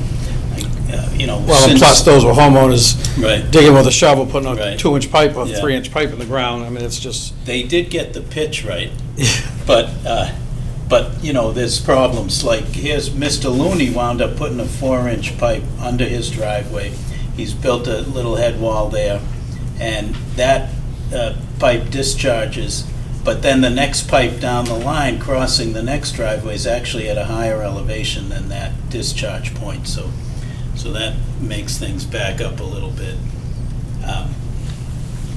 And then Mr. Gilbody's got a driveway here, and he's got, you know, a pretty substantial wetland area in the front of his house. And that gathers stormwater, and then it spills over his driveway, and it comes onto the Doe Run subdivision property. So, you know, I went back there since the last time we met, and I know I had sort of some marching orders from the planning board, and what they were asking for was that we put, just as at least as a quick kind of a fix to show we're trying to address Mr. Looney's concerns, they wanted a swale that would run along his lot line so that if there was any stormwater coming onto his property, we could intercept it and bring it out to the front of his property. So we met out there Friday, wasn't it? Myself, Ed, Mr. Looney, Paul Bamilla, who's the contractor who's building this roadway, and then Joe Cantinelli is from the development group. So we met, we talked to Mr. Looney, and we said, well, you know, we want to at least put a swale in to catch the stormwater. He didn't really want to do that, as it turned out. yeah, I mentioned, when you were on the hall, I went over that with them. And Yeah. So, what, we looked at his problem, and part of the problem was that his pipe was all clogged up at the outlet end. And Paul Bamilla went in and, you know, just with a rake, cleaned it out, and you could see, you know, immediately the stormwater started to flow and the level dropped quite a bit. So there's an issue there where you have to kind of maintain it. It's only a 4-inch pipe, so, you know, that was, you know, not a revelation, but it became pretty apparent that that was a part of the problem. So what I also did was I did a more detailed topography here and all with Mr. Gilbody's property as well. And I found low points in both locations. So now I'm proposing a catch basin off-road in both of those spots. I found the lowest spot out there, and I put a catch basin at each one. So Mr. Gilbody, you know, as far as water flowing across his driveway, at, you know, high water times, that's gonna happen. It's been happening. If you look at his driveway. Well, that's going to there's moss alleviate, growing on it. that drain is going to alleviate Yeah. a lot of his water problems. It should. It'll, you know, it'll flow across his driveway, but then it'll get into our system and it'll go from there. And just so you know, in the minutes, in the minutes, Ron back. it was, he's replaced his driveway, repaved the driveway 3 times because of the water problems. No, early, 2000, when the plan first was in, so, we know there's a long-term issue of, There's been an existing problem there. So with Mr. Looney, what we're doing is we're setting a catch basin, and we're actually I'm able to set the rim of that catch basin at a lower elevation than his pipe that goes under his driveway. So we're going to be intercepting a lot of stormwater that at this point generally kind of sits right there at the wet time of year. And we're going to take it into a 12-inch concrete pipe, and we're going to move it down Pine Street. And when we were out there on Friday, Ed and myself walked the length of Pine Street, and there's a couple of other things that we thought we could do to improve things for some of the other neighbors. These 2 properties, if you look, there's sort of a swale that comes down this lot line, and I don't know if it's this homeowner put it in or what, but there's a 12-inch PVC pipe that has an open end here, and it then flows, it's buried, but then it outlets at this point. There's a, sort of a small ponding area, and then it picks up in another 12-inch pipe. And that continues out to this point. And then we have, a drainage that goes under Courtney Way and then picks up into that existing system. So what we're doing to help that neighbor is, rather than go on to his property, we put a head wall. We're proposing a head wall right at the layout line, and then that is set at an elevation that would allow stormwater that discharges from this pipe to then be picked up and hard piped. Now, you mentioned concrete pipe. Can you lessen the cost? I mean, he's doing 1, 2, 3, 4, 5, adding 5 catch basins to pick up all the homeowners' runoff. Now that we pretty much figured out that it's not, this subdivision is not causing all those problems, especially way down the road. Mm-hmm. Can you use, do you have to use concrete pipe in the road? Can you use a? I mean, would that be a waiver? No, it's not really a waiver. It's Well, again, this is a modification, as the- yeah, this is gonna be a modification to, Yeah. eventually, I'm sure we're gonna have to put it through as a modification or improvement or something, I don't know. I didn't want this to interfere with the subdivision, because that's been done and over, and, so again, I mean, you gotta admit, everything that they're doing out on the road is gonna help improve Absolutely. Pine Street, so if there's any give that we can give, instead of going with concrete, I know we've done it before with the, I mean, I wouldn't want to be precedent setting as far as town this is roads, this is a but, total, you know, this is a total Frank had individual. mentioned, that we would have 3 feet of cover, is that right, Frank? Yeah. So- All of it has at least 3 feet of cover, in some places more. So there are some heavy-duty HDPE, systems that are H20 rated load. for shallow cover. And, I don't consider 3 feet shallow, but I'd like to use, if we're gonna not use the concrete, I'd like to use the heavy-duty HDPE. I forget. Just the as an exact- option, something else, if it's gonna be less money. Again, it's not a precedent. If this was something that the town was looking to do, Right. you would be looking to try to get it done the cheapest possible. And it's not something, that's out of, gonna go into our rules and It's a regs. major improvement for all those residences there. I do think, the surface water, in my mind, is debatable. I'm not saying the subdivision is causing it, but I think it's, the land itself contributes to that wetland, which ultimately leads to a need to get rid of that water. Correct, and it has to, because that's the elevation, that's where everything's going. That's Right, the- so, So I think, the overall subdivision eventually is gonna, as Frank has explained to me before, but intercept a lot of the water once it's completed. There'll still be some residual, which I think these 2 low area drains are gonna address, plus anything that's gonna come out to be able to tie in the end of the roadway as well, which I think, we had no place for that to go. So I think we talked about it when we first came in. That was our biggest stumbling, where we're gonna put that water. Yeah. I wouldn't And be this- opposed to using this an really alternate. addresses that. Well, just to Piece give, of metal on it. just to give, and again, that's why when you get it all done and designed, I think it would expedite the process of, particularly with traffic on Pine as well during construction. I mean, Well- it'll go in a lot faster than RCP, so, Okay. you guys fine with him, if you use the plastic pipe instead of concrete? Mr. Buckley? He's okay with it, I'm okay with it. All right.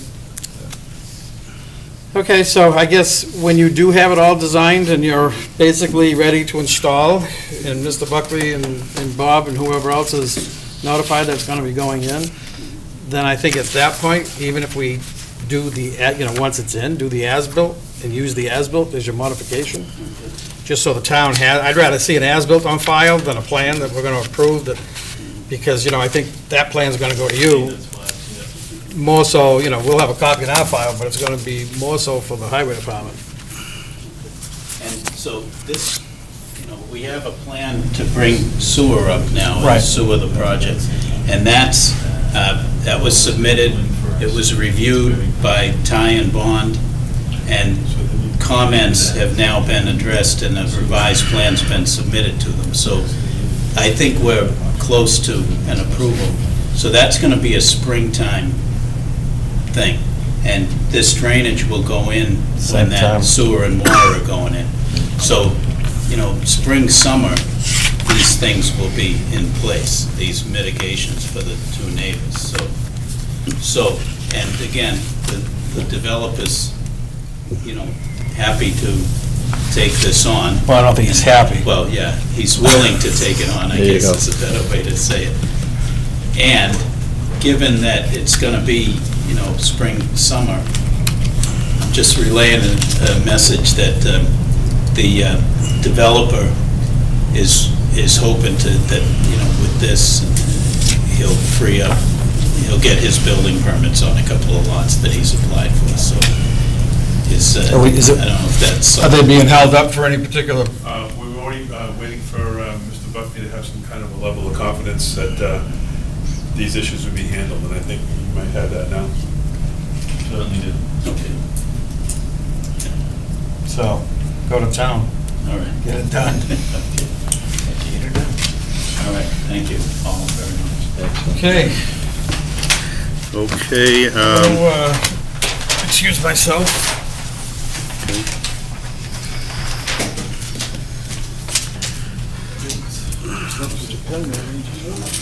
the last thing is Riverwalk ARC.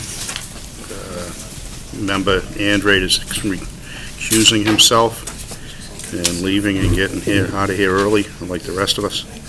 Lucky bugger. Couple quick things, is just to clean up invoices, bills, those were all signed and done from, I believe. Minutes, Bert, you get a chance to look at any of the minutes? I do. I make a motion, waive the reading, and approve the minutes of February, March 7th. yeah, March 7, 2019. I'll second that motion. All in favor? Aye. Aye. Correspondence, I only had this thing that was submitted for March 28th meeting for zoning change on Richard Street, but that isn't really germane to any of that, that's just was in the package. I guess we can wait for the planning board coordinator update and Serpent update and plans to be signed, so, There's no separate update, the meeting's next week. okay, good. Are you the same, Bob? Say yes. Okay, cool. So we don't have any plans to sign either, so that's all done. So the only thing left is the Riverwalk ARC. This is a continued public hearing for a 55 and over adult retirement community between Church Street and Route 44. It's a 50-lot proposal. I know it's gone back and forth with engineering review. I don't believe we have anything from the engineer. I know one big issue was, that I had, was with the pavement and using the porous pavement. From what I understand, well, the engineer will tell us they're no longer going to use the porous pavement. I did a lot of research into it. I don't really think it was appropriate for this, but everyone has their own opinion. So I'm going to turn it over to the engineer or the applicant's representatives. I have other comments I'd like to talk about after, but I'd like to see where you guys are at, because it's kind of basically been between you and the engineer and whoever, and we haven't seen anything in quite some time, so. Sure. We just wanted to come and give you an update. There have been changes. You are correct. The porous pavement is not going to be used anymore. The standard asphalt is going to be used. And the engineer can talk, Steve Giosa from SciTech can talk to that a little bit more. But we wanted to let you know kind of where we stand. We've received the review letter from JC. Steve has met with JC and addressed all of their comments, and it's back with JC now. Yes. Oh, yeah, I apologize. Ryan Prophet, counsel for Rainham Riverwalk LLC. We're told that the final review from JC should be in next week. So we're hoping that we can continue this to the next meeting and have a full review. But as I stated, we did want to at least give the board an update as to the changes that have been made. We have provided the board, all the members, with this packet. Packet kind of gives a little bit of an overview of what we're attempting to do with the ARC project, and includes all the approvals we've received listed out from the Random Fire and Police, Board of Health, Water District, Sewer District, Conservation, Highway Department, Town Council. Also lists out the association documents that have been approved by Town Council, and a list of the easements that we plan to file with regard to this and record them at the Registry of Deeds. It also gives the letter that SciTech has written back to JC addressing all of their points of issue in JC's letter. Yes, sir. The JC letter, this is while there was still porous pavement proposed? Correct. So that really means nothing, absolutely nothing. Well, they had a lot of other issues on there other okay. than the porous pavement. And you'll see in SciTech's letter, anything that dealt with porous pavement has been removed because it's not applicable anymore. I'm curious. Yes, sir. Since I spent a lot of time reading about porous pavement, which I knew nothing about, what did JC Engineering think of porous pavement? They didn't think much of what I saw in their letter. Well, I've you spoken saw their to letter. a lot of highway people. I've spoken to a lot of people I know on Mass Highway. In fact, my brother-in-law's sister's the head of Mass Highway. I've spoken to people over there. And it has certain uses. It's good on like walking trails and They this talk type of about thing. it like in parking lots. Yeah, but it's no but heavy equipment. to hand it over to a bunch of 55 and over people to maintain something that we've never even dealt with, to me, isn't a smart move. But My concern was there weren't a lot of people I trust, Brockton or New Bedford or whatever, who could say, oh yeah, we've done some streets that way and they've worked out great. yeah, no, I've talked to a lot of people. I've talked to a lot of people down the Cape, where Cape has very porous soils, which is where you'd use this. You wouldn't use it in like a real swampy area like this. It's low water table, porous soils, so it really, and for this type of development where you'd be doing something that no one's done before and no one has experience, and then handing it over to a bunch of people that definitely don't have any experience.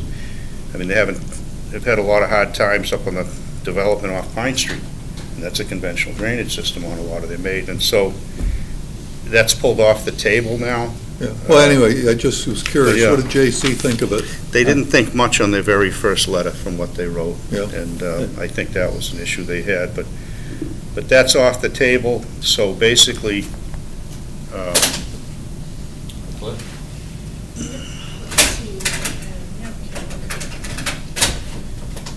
in the meantime, I've had a chance to, thoroughly go over the plans as another engineer with our regs on top of JC. And I have questions for Bob. I have some questions on the sheet.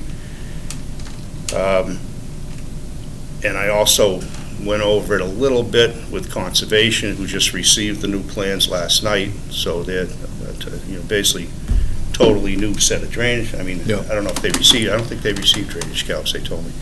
But they just received them last night, so, they're kind of from square one. So what you have now is a conventional road, at least in its pavement. But I have a lot of questions on the drainage that I'll be probably going through with Azu. All right. I don't know where JC's at with them. I know they just got these plans, 4 or 5 days ago? The 13th. Yeah, so I mean, they still got, so it's almost like back to the drawing board for them to look at a lot of design things. I mean, a lot of geometrical things is different, but, so I guess if you want, Steve, you could state your name and tell us where you're at. Sure. For the record, Steve Gioso with SciTech, and as the chairman indicated, we have taken the porous pavement off the table. We heard you loud and clear. We still think that porous pavement has some applications. Clearly, you folks aren't comfortable with that at this point, and we understand that. I mean, the concerns when I sat down with JC regarding porous pavement really centered around the maintenance protocols and how are you going to guarantee that. I think you touched on it, Mr. Chairman, a little bit. I think you have an ideal situation for it, but it's off the table here. I think it will come back in some form to the various communities we work in. We think it has applicability in the right setting with the right maintenance protocol. But again, this obviously was not the right project for that. So we've gone to a more conventional design. We have resubmitted drainage calcs to Conservation. They did get calculations. We did submit them last week when we did submit to JC at the same time, so they were hand-delivered to Conservation with the actual drainage calcs. So they didn't get them last night, they did get them last week. I've spoke briefly with Azu, but again, he has to complete his review, and he's going to rely heavily on JC, which is what he indicated to me. So we'll wait for their review, and they're going to look at our analysis, make sure that we have properly mitigated. The changes did have to be made to the plan. We've added a series of additional catch basins. We have upgraded the drainage system with storm scepter units. We've gone through with the storm scepter manufacturer on sizing of the units. They're all STC 900s. Which are rated for the flows that are contributing to each area better than 90% TSS removal. So we've had to add some pretty significant costly upgrades to the stormwater piping and drainage system. We've also added a series of water quality swales and sediment sumps to handle the flows. And what we're, again, still trying to do is keep with your guidelines that you have in the ARC regulations, which is try and get low-impact development. I mean, you're trying to promote reduced pavement areas and not centralized drainage control, which is an old style of drainage control, which is why on most subdivisions you see a lot of big detention ponds. The idea here is to keep the flow as separated as possible and not focused. And in doing that, unfortunately, we've had to add a detention pond here in the front of the site to help mitigate the flows that are running through the site from west to east, and then that eventually turns north. Where is Route 44 on that? Route 44 is right here. So this is the main entrance into the project. This is the driveway that feeds down to the community building down here. So we are adding a detention pond. Each one of these yellow highlighted boxes represent the storm scepter units. Those are a water quality treatment unit. We've used them throughout the state. They're very effective. They're for water quality, not the detention. They're water quality. Yeah, they're water quality. They don't provide detention mitigation, no. So we've got a series of those going in. Then as we move through the site, we've got sediment forebays, water quality swales. Again, those are not providing detention, but they are providing the water quality screening mandated by DEP. We look through to the small side street that is proposed as part of the project. We have, again, water quality swale with a sediment forebay, water quality swale. And then down by the community building and the parking area associated with that, we have, again, trying to keep the flow diverse, split the flow, get it water quality treatment, then let it enter the drainage system. We have another water quality swale and sediment forebay over in this area here. So we've got multiple discharge points for our drainage. We've got an increase with a detention basin being proposed now as part of the mitigation. Our calculations balance out the flow. We're actually getting significant reductions in flow over existing conditions. So we believe that we meet the stormwater standards here in the community and under the Wetlands Protection Act. And the idea is, again, to not get into big detention ponds. This site sets itself up ideally for that. We think the porous pavement gave us better recharge, but again, that's not an issue with what we're doing. But because this site is broken up into blocks of wetlands, and the flow is generally from west to east, and then it splits in two directions, we have a divide in the drainage. By allowing the water to filter through these systems here with the water quality screening, the flow then migrates through here. And splitting the flows allows us to get the mitigation we need, and then we have two crossings, one that exists now here, where there's an old farm field, cart path that runs through the old area here. There's a stone culvert. We're upgrading that. That's going to allow us to get better utilization of the storage capability here. And we have an open ditch that kind of runs from 44 down to the wetland system here. The roadway, Wall Street, will create a break and create that detention.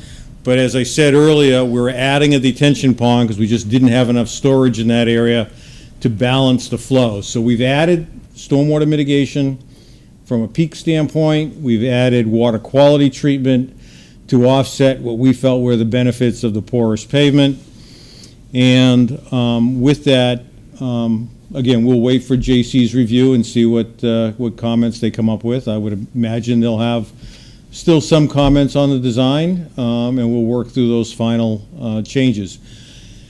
When we went through all the comments and we did make these drainage changes, we did reduce by one lot the size of the project. So we went from a 49 lot project to a 48 lot project. Again, we just couldn't get the extra lot to be preserved with some of these changes we made to the plan. So we are a 48 lot project now, as opposed to 49. Beyond that, the basic configuration of the project remains the same concept and pavement width. Again, we've taken the input from the fire department. Fire department indicated that the pavement widths being proposed here were adequate for the size and type of project that we have. So we do have a letter that has been presented to the planning board regarding that. Drainage, again, is subject to your peer review consultant.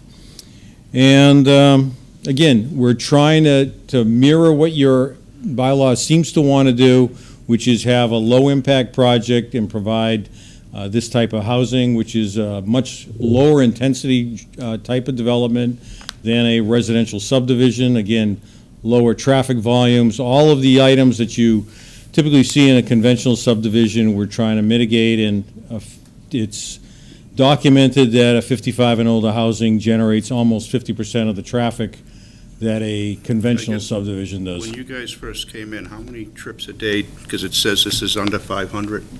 Yeah, it's well under. We had presented some information on that. I don't have that with me tonight, but it is in our original documents. Is it maybe, you think, more than 300? No. I think when you look at the ITE numbers for 55 and older housing, they project about half the traffic flow during a typical day that a conventional subdivision would generate. So a conventional subdivision typically is what they call trip ends, 10 trip ends per day per unit. If this were a conventional development, ITE would predict 480 trip ends, which is the total of all vehicles entering and leaving the site in the course of the day. So 240 vehicles coming in, 240 vehicles going out, spread out over a 24-hour period. And then obviously you have your peak periods where a conventional development, and we have presented this in the form of a traffic analysis as part of our submittal, a conventional subdivision in a peak hour would typically generate one vehicle trip in per day. unit. The point I'm getting at is these streets, according to the bylaw, are supposed to be designed according to the subdivision standards. They don't say do low impact. They say do them according to the subdivision standards. If this is, depending on the trip count, matters if you're a minor street or a minor collector. So a minor street is a 50-foot right-of-way, 22 feet of pavement. A minor collector is a 50-foot right-of-way with 24 feet of pavement. I was involved when this bylaw was first done, and the intention was like Berry Hill. They're all 50-foot right-of-ways. They're actually much more. The pavement requirement was wider back then. But this doesn't meet any of the criteria. In the ARC bylaw, it says right in it, the streets have to meet planning board rules and regulations. It doesn't say it has to meet them after waivers. And I guess you could say the regulations allow the waivers, but it basically, when it was done, it was meant to be the design standards of a regular conventional street, which, I mean, I've never been comfortable, and I said it right off the bat, with 18 feet streets and 20-foot wide streets, and this one of them I think is a 30-foot right-of-way, the others are 40s, when, to me, you should have came in trying to meet the rules and regs first and see what you could get. So these should have all been, well, stop. These should have all been 50-foot right-of-ways when you come in. I guess you can ask for waivers, but the ARC says they have to meet the subdivision rules and regs. So it's a minor street, it has to meet one criteria, or it's a minor collector, it has to meet another. This is one of those two, either a minor or a minor collector. This one is serving 15 lots. I mean, we usually go like 18 feet of pavement if there's like 3 lots, like Graystone Estates, which I wasn't here, but the couple that have come in. But this is 15 lots servicing that one little cul-de-sac that's 18 feet. This other thing's 20 feet. For basically, these whole 15 are gonna dump out on it, so there you have 50 lots on narrow streets. I don't think that was the intent of this bylaw. I think these streets weren't supposed to be like low impact, so waive everything and make narrow pavement. I think the intent was to, go with conventional width streets. You don't know what you're gonna get utilities down the line where you might need room to have that right-of-way. That's why you have a right-of-way that's wider than the street. So if something comes down the line of a new underground internet or anything, you might need room to dig. So I'd rather you come back in and see if you can do a conventional subdivision, like it's supposed to be, with conventional drainage. I looked at this drainage, and I don't see how you can possibly have a zero net increase. You have all this entire drainage, and you're telling me you're coming into woods, you're putting in all this road, 50 homes, 50 driveways, and you're having that one little detention basin, and that's giving you zero peak? Absolutely. I don't see that happening. And I don't expect you to. I don't expect you to because these are probably D-soils. D-soils, you generally need like much larger detention basins. I don't see that happening. I know your calcs might show it, but from designing subdivisions for 30, 40 years, I don't see how you could possibly get away with this entire thing on a little dinky detention basin, which is smaller than what you see on most site plans for a little commercial building. I mean, you showed that one at the entrance. The roadways, that's my issue with the roadways. I just don't agree with the width. I don't agree with the right-of-way width. I think the regulations clearly state that these roads have to be designed to subdivision standards, and they're not. That's not what the regulations say. Well, that's the way I read it. I understand. I was there when they were being written, Steve. If So I may just I don't want to respond. argue with it, I'm just telling you, that's what I No, this is not an feel. argument, this is a discussion. And that's what I feel, and I think these were specifically done to get more lots, which I understand that, because like that Park Avenue, if you made that a conventional street, all them lots would be undersized. The other issue I had with streets, in the regs, you have to go your first 200 feet, no driveways, no nothing. Zoning regulations, and you can correct me if I'm wrong, you have to access your lot through your frontage. That's how it's written. So these first, like 1, 2, 3, 4, you have to access them through your frontage. And this is basically no different than Route 24 or no access highway, so you can't access those lots for your frontage because the regs don't allow you. So instead, if you flip it to page, page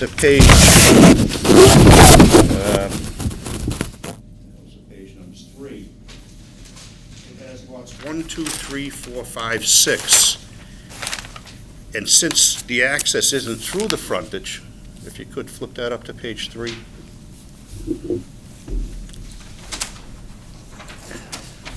Well, first leave it there first. That little access that lets all the lots access not through their frontage, that access is actually a roadway in effect, and you're using it as an access easement because, so you're using the roadway as lot area for the lots. Because you can't access any of these from here, which violates zoning. Why? Because it's in the first 200 feet. The way the Yeah. bylaw is written, we do have an addendum to that. So 5.1 letter G says, access to any lots in all districts shall only be from street frontage of said lot. However, in italics, a business, multifamily, or condominium development, which I would consider this condominium development where it's an association. Well, it's a separate ownership though. They're all separate. Bylaws written, so you have this caveat where it says, business, multifamily, condominium development may seek an alternate access to said development via site plan approval.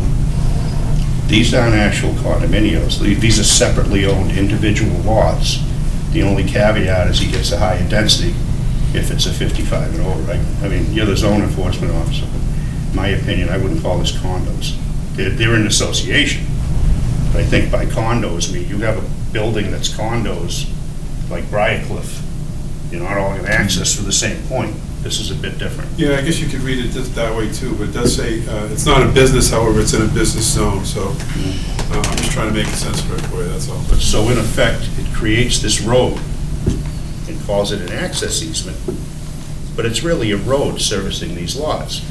So if you took the area of this access easement, from here up, none of these lots would meet the zoning. And you're gonna use this land area on the other side of the road for your lot? It just, it's a creative way. I don't agree with it, but it's a creative way. And again, I think these. Nothing you would have ever done. No, I know, but it isn't what I call legit because it's a way of getting around the required lot area and a way of getting around accessing through your frontage. Chris, I know you were here when they put this together. I was just reading from Article 18.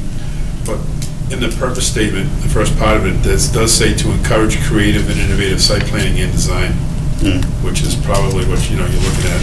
But if you go further, when I was there when this was all being written, and I was part of it, and the roads were supposed to be conventional roads, and it wasn't to take creativity to a higher level, which I understand how you could read it that way. I don't read it that way because I was involved in it. And if you look at Berry Hill, that's exactly what was done. And that was why the law was set, and that's how Berry Hill became Berry Hill and had that design with all the conventional roadways, 50 foot and the right cul-de-sac sizes and the whole 9 yards.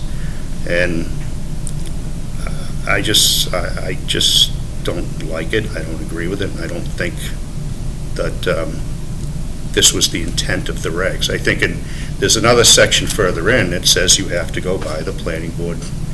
In effect, that was what it meant. You had to go by the design standards. Designed to the planning board rules and regs for roads.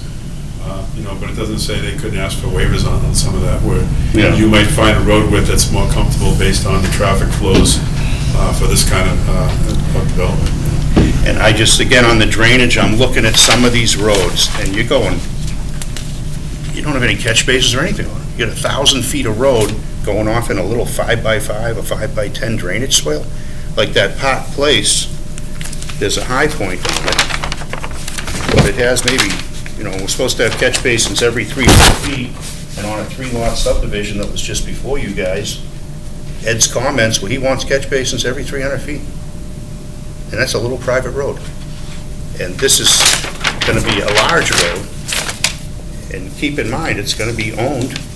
The ownership's gonna get transferred, and I don't care what you record in the registry, it's gonna get transferred to 50 homeowners that are gonna have their meetings at their clubhouse, and they're gonna be the ones that are gonna hire people out, and you're gonna have a handful of people with no expertise, albeit they're probably intelligent, but they're gonna have to deal with this. And so I look at some of the roads, and I can't believe this little dinky drainage basin. I mean, I know you're saying, what do you call them, damming back in the wetland? Are you using that as storage and detention? Using the wetland as detention? Yeah, I'll answer the questions if you want me to answer the... I'm asking, are you Okay. using the wetland as detention? Yeah. That's what happens today. There's already a crossing there. There's an undersized culvert there. It builds up a certain depth. We're raising the road. That is going to provide a better utilization of that available storage, and that's how it works. You've listed a lot of concerns, and I understand your concerns.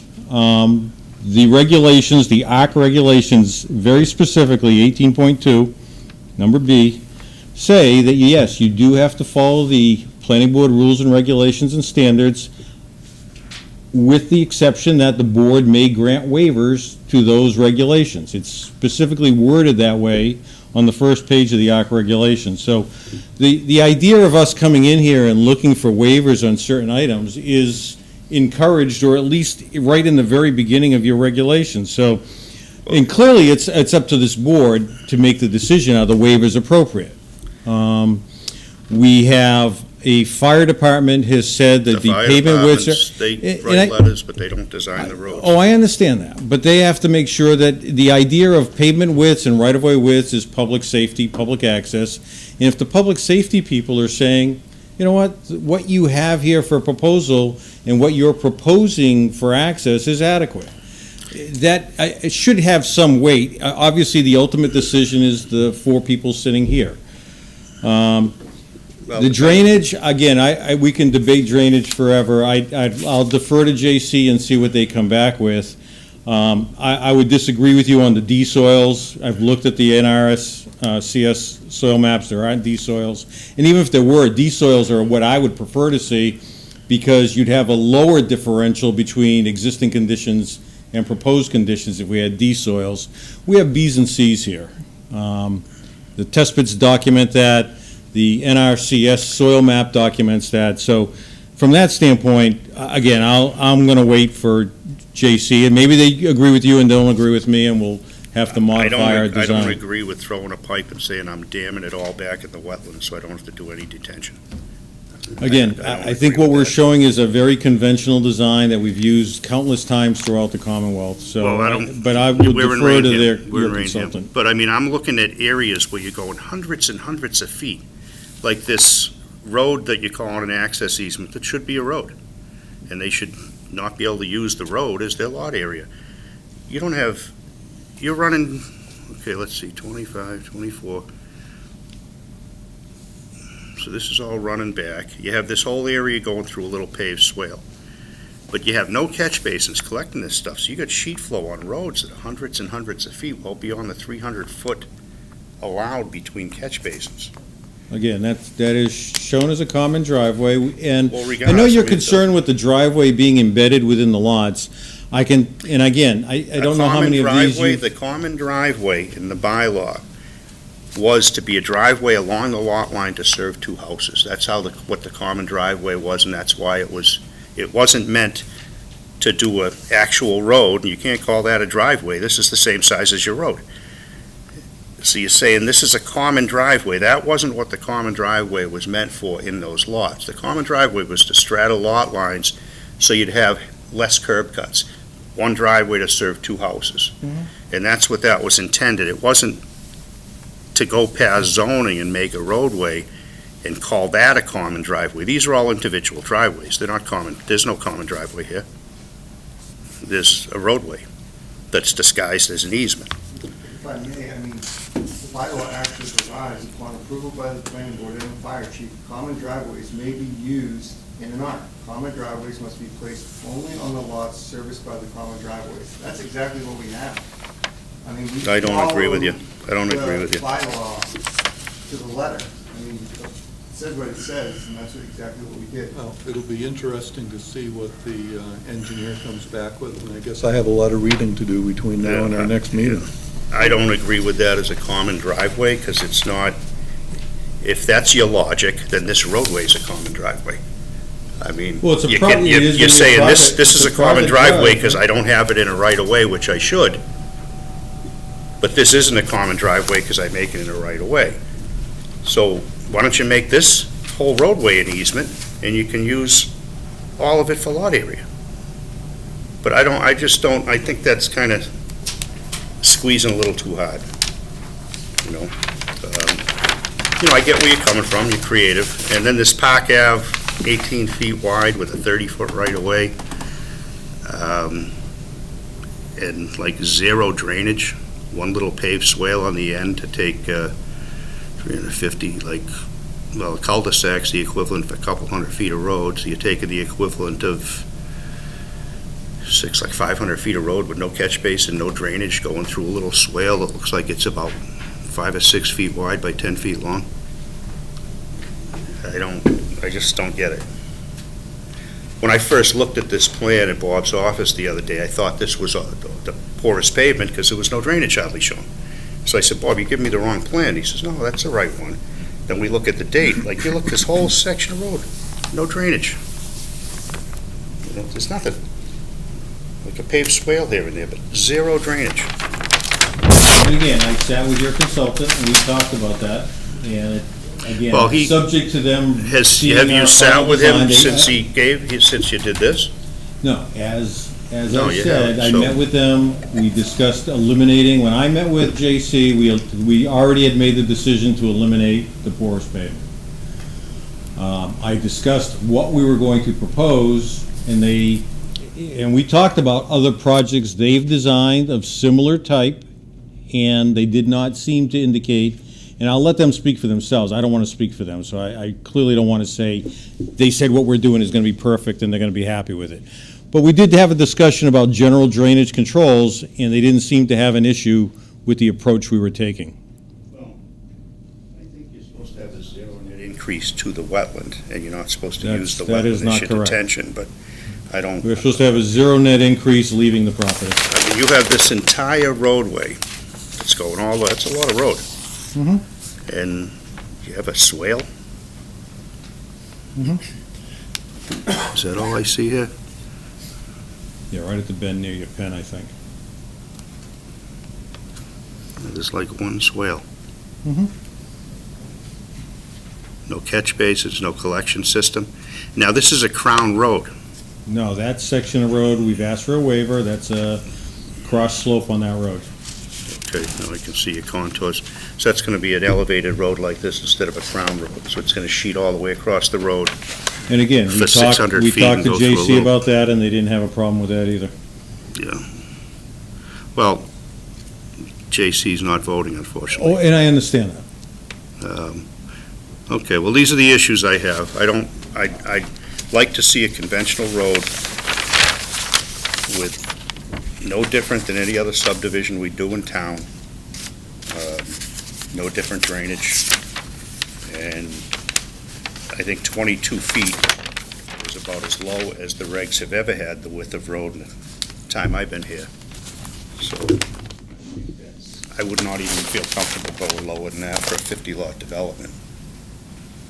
And that would make it consistent with the other similar development. Yeah, I mean, it's, you want the rules applied differently. And yeah, you say this has less traffic, it's 55 and over. It's still a 50-lot development. But Chairman Gallagher, I'm finding it hard to put that together. I mean, we have the purpose. In the very first thing this ARC development bylaw says is to encourage and preserve the common land for open space and industrial use.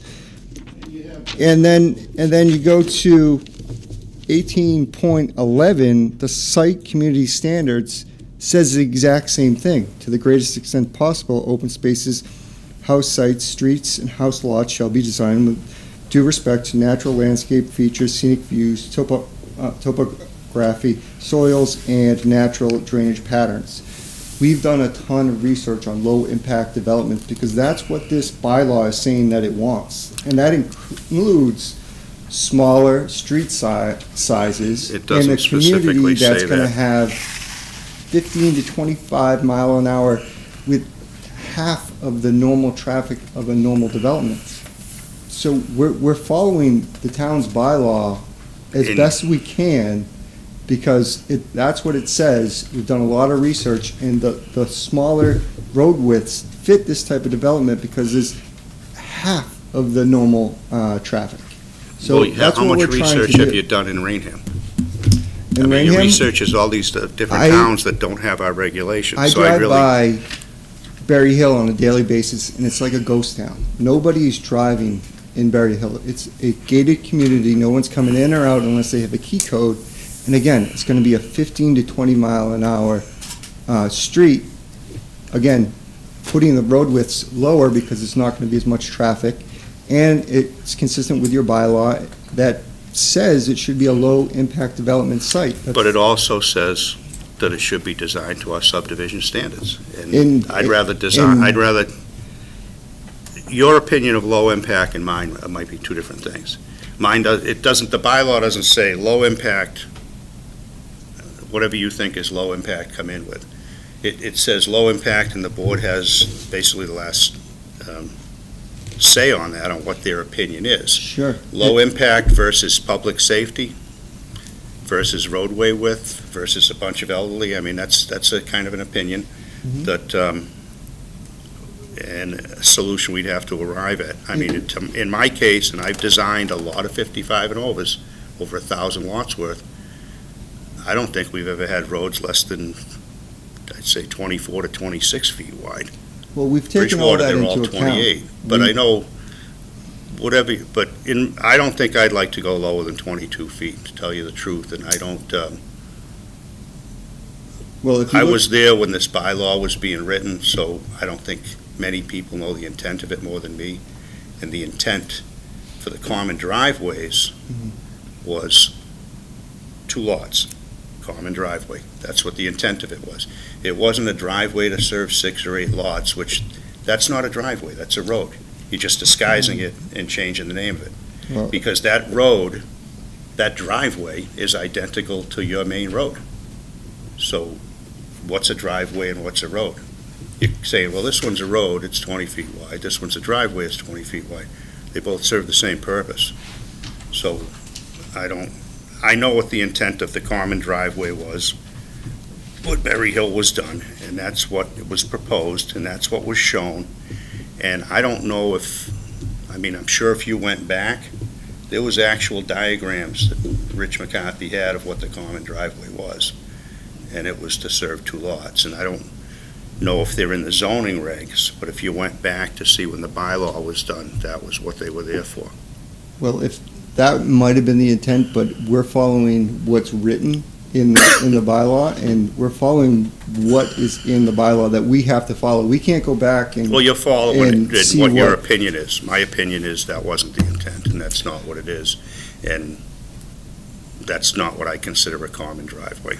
Well, I think we've actually hit a lot of the things you're concerned about with, like, public safety. We've talked to the fire chief, they've okayed that. The fire We- chief isn't an engineer, he's not a designer, No, he's but not. he does have to can get his write a trucks letter down those that roads. says, I think and- it's fine. I mean, we respect the fire chief, we respect what he writes, but that doesn't make our decision. The No, fire I- chief's not voting here. I understand that, and I know that JC even deferred to the fire chief.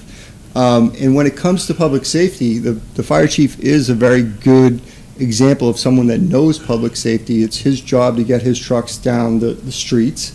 And if he You're can't, not, then he's you know, going I to say. can tell but if you he- right now, my decision's already been made, so you can argue till you're blue in the face. I don't think I would accept roads less than 22 feet. You know?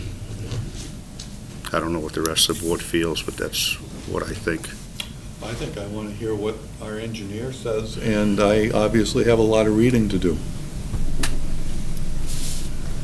I have just a question for you. Last time you were here, I asked why you wouldn't use Christopher Way, which was half the distance of the road you're proposing out to Church Street.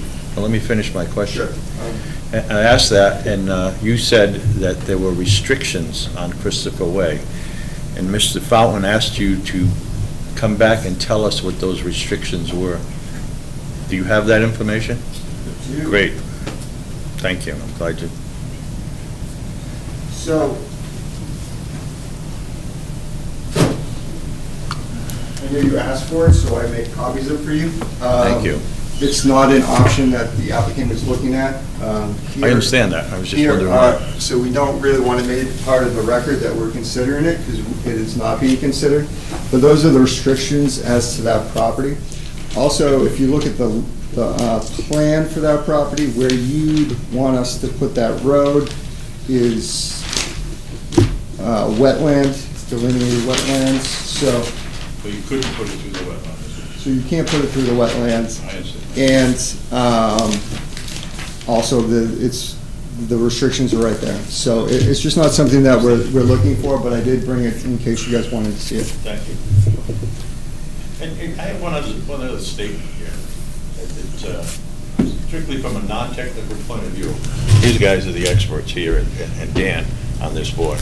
I'm the guy who looks at it I'm the everyday user point of view, okay? I have no expertise in this area. We keep talking about that this is an over 55 community, so the traffic is less and so forth and so on. Hey guys, this is 2019.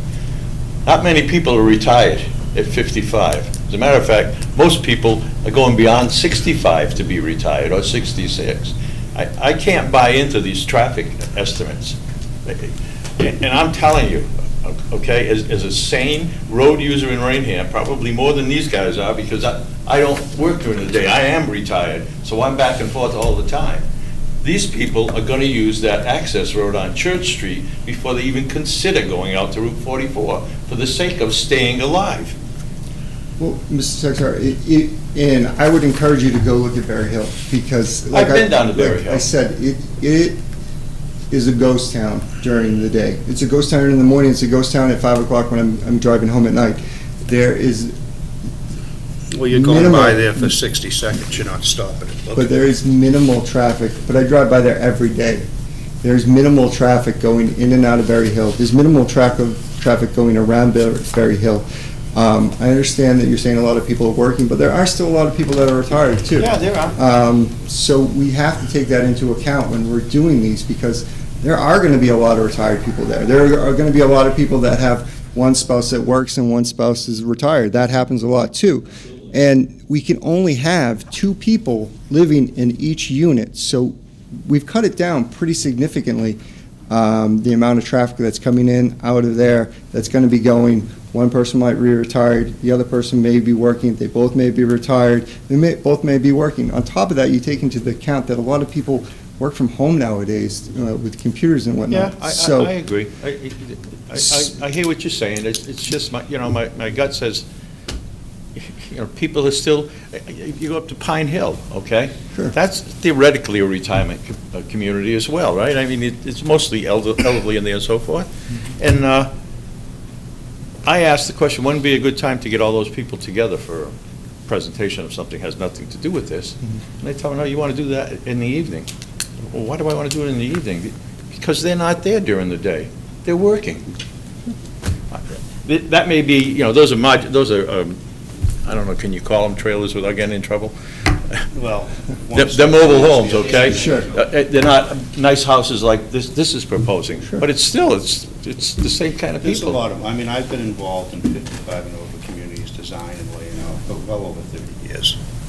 So, they're not all dead.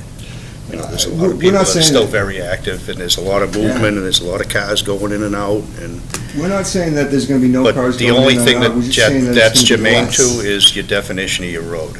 That was my question on it, was that it decides what your roadway definition is, where one of them's a 22-foot wide paved way, and one of them's a 24. So if you're over 250 units, 250 trips a day, it would come in at the 24. If you're under 250, as Steve had said, that he called it like 240, he said half of the 480, which, I'd have to, we could look back and see what their actual numbers were. But if it's under 250, it becomes a minor road instead of a minor collector. I understand. It's just, as the senior age-wise member of this committee, I can tell you that I'm in and out of my driveway constantly, all day long. Well, he's older than you. All day Sure, long. but you're retired, right? I'm retired. So if you knew that traffic was bad at 7 and you're retired, you don't have to get anywhere, you're probably gonna leave at 9, right, to miss that traffic? Well, it all depends on where I'm going to. If I'm going to an 8 o'clock meeting, I'm leaving at 7. I'm not Right. leaving at 9. But if you were just going down the street. I understand what point you're making. I just felt the need to make that statement, that, we, retired people, or over 55 people, don't sit in their home all day. We don't do that. We're probably more active now. There's a common thread amongst retired people, and that is, if I had to fit a job in, I couldn't fit it in the day because I got so much going on. So, don't think of us as going to be sitting home these people are sitting home all day long. They're going to go to the senior center to play bingo. We'd have to go by the traffic Oh, manuals I and what their understand numbers that. are. 'Cause What are the traffic, Yeah. the regulation or the calculation? Is that something they did last week, 2 years ago, 10 years ago, or 50 years ago? It's historical data. So It's they historical study- data. They study a number of sites, but they update that data book every year, every other year. So the IDE does routine updates, and they do study it, not just here, but all around the country, and they compile the data for single-family homes, multifamily, apartments, and again, 55 and older is one of the communities. And I think what Ryan was trying to say, with the restrictions in this particular project, you're not going to have kids, you're not going to have the same degree of vehicles frequenting the site, just by cutting that element out of the picture. And you're right, people work longer, but again, it's less frequent movement is really what comes down to when you're dealing with these types of developments. Are these units going to have garages? Yes. 1 or 2 car? You have some pictures in the back. I think he's shooting for 2-car garages, but there's a requirement for 2 parking spaces, I think, per unit. This thing, which I can... Maybe we should move on from the traffic. Yeah, I'm sorry. Bob has some input. Yeah, I didn't mean to drag us out on here. I just felt the need to make that comment, that's all. Okay. Not so much input, but maybe a suggestion that, other than the pavement width that you raised, do you want to send the applicant away with a list of things that would make the board more comfortable if they're going to go back and design something, instead of designing one change at a time, maybe we can give them a laundry list? Yeah. And again, we still have to go out to the public, but I'll give you what my input would be. I don't like using that, what you call a driveway, roadway, as access for those lots. I think that should either be a right-of-way, or it should be just an access to the clubhouse. I don't know, you're gonna have to get creative on that lots, but I can't see using a roadway going right smack through the middle of some of the lots as lot area.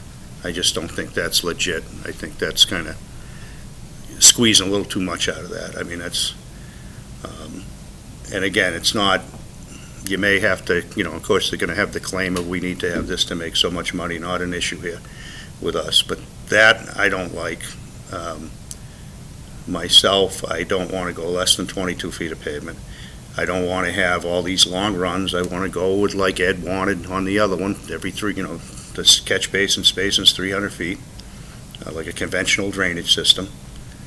I know you like using the wetland as detention, but I don't really, to me, I don't agree that's legit. I know they did that on some master studies when they did Paramount and different things, and they had issues, but I don't think that's a legit analysis in my book. I think you have to have detention and retention, and it's a little creative using these little, short, little 20-foot long swales to say you're getting your suspended solids removal, which I know they give you credit for the paved swales, but they, I think with a 100-foot paved swale, you get a lot more than you do out of a 20-foot one. So that's a little deceiving on you. But I'm going to consult with Azu on this and have him look at it as well. I don't think the right-of-way, I think this was supposed to be designed just like Berry Hill and just like the others. Bamillas, they're required to do roadways to our standards, the same width of right-of-way, the whole 9 yards. That's the way it's been on every 55 and over, and I think it should be consistent.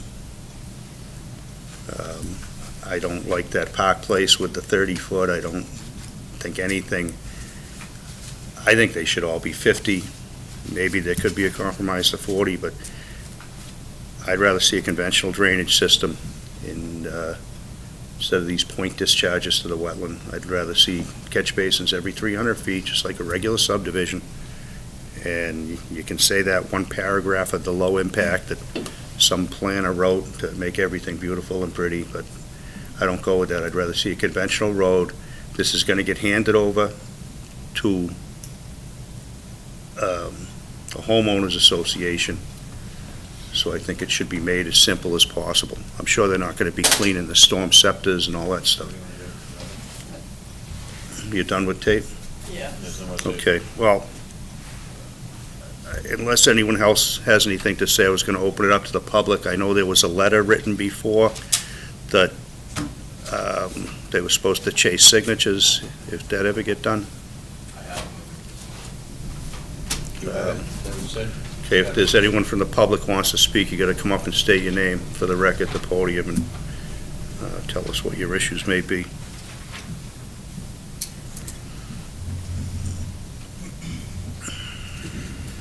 Drew Napick on Church Street. I have the signatures here. It's all right. I'll use them to reference, and then I'll give them to you after. As far as the access onto Church Street, the Christopher Way, the wetlands, I find it kind of amusing that the wetlands are an issue for putting the road in, because there was a whole bunch of wetlands that were moved, quote unquote, for this whole project.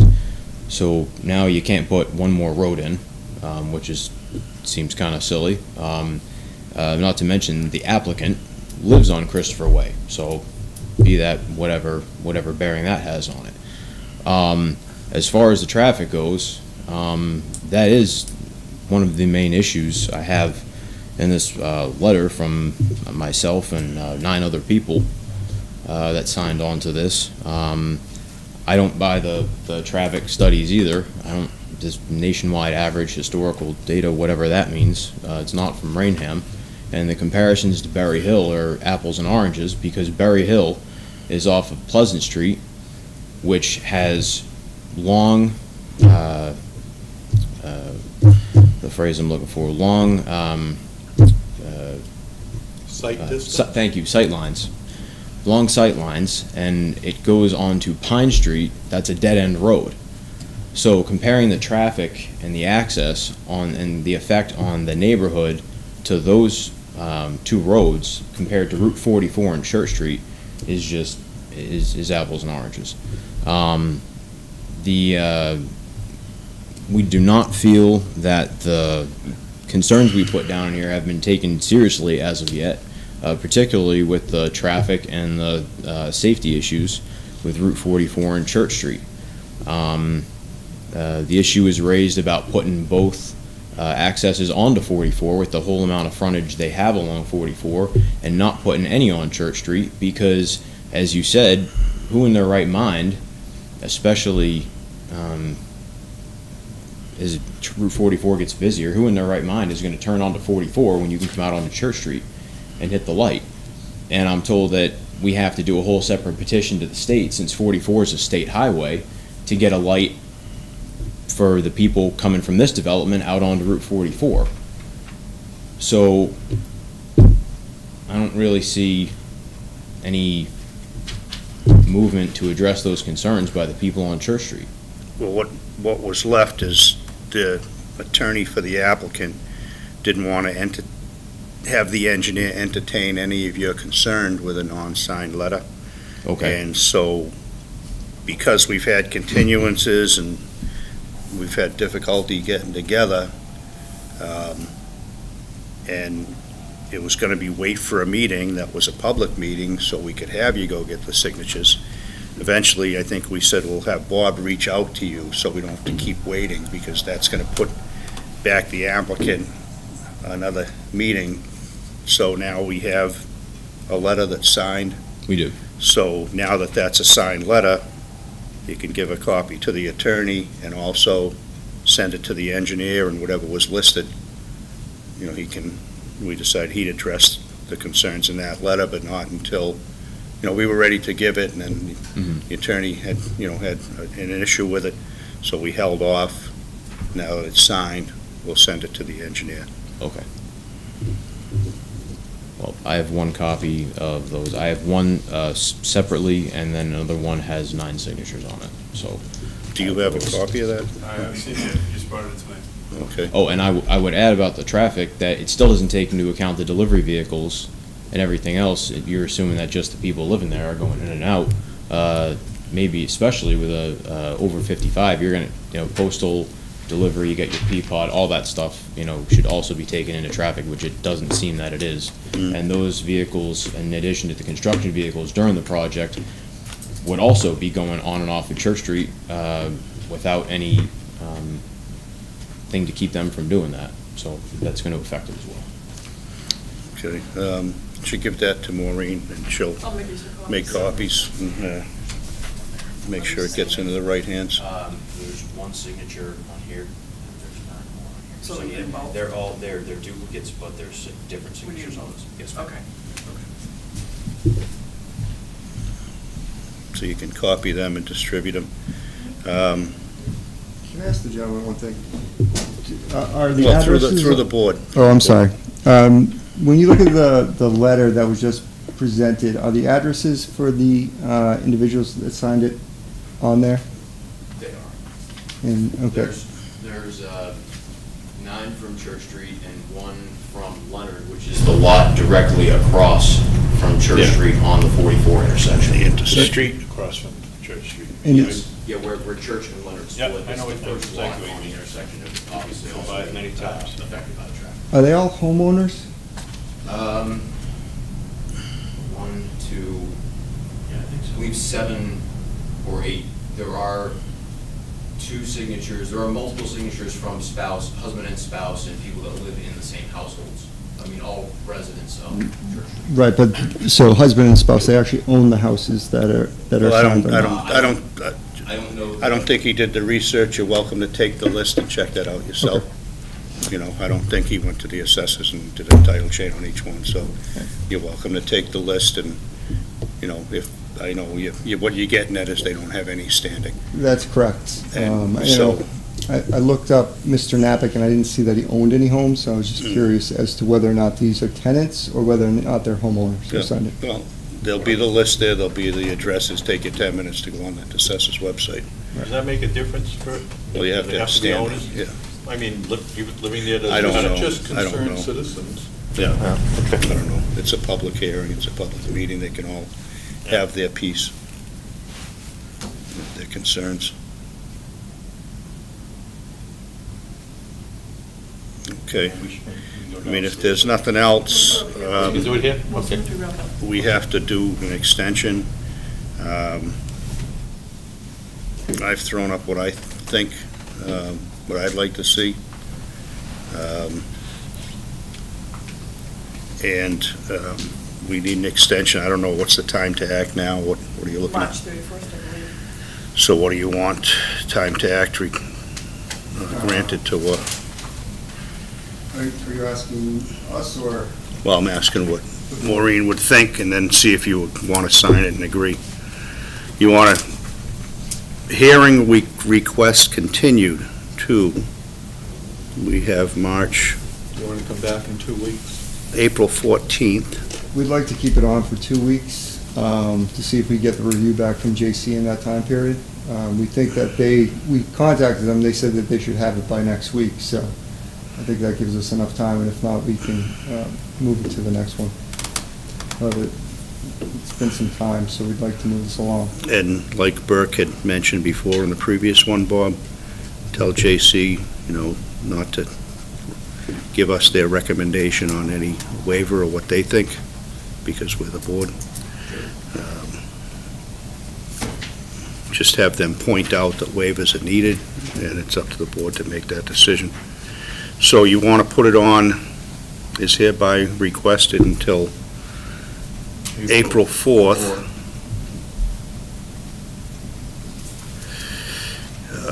2019 on, requested till, Yeah, the three others. we'll put it at 6:30. Yeah, you want to put it towards the end so that Dan can be here for the other items. Well, we'll put it 6:30 if this other stuff, they can squeeze it in on quicker levels. On Thursday, April 4th.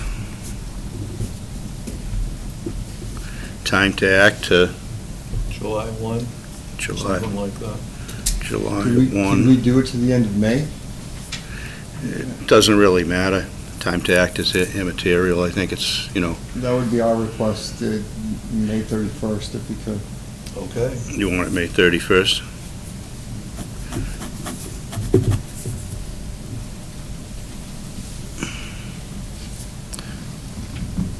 And again, if nothing's resolved by May 31st, You just have to sign another paper. either sign another paper or we'd act on it. So today is the 21st. Yeah, first day of spring. Okay, if you agree with those dates, could you sign that and make a motion to continue this public hearing till April 4th at 6:30 PM.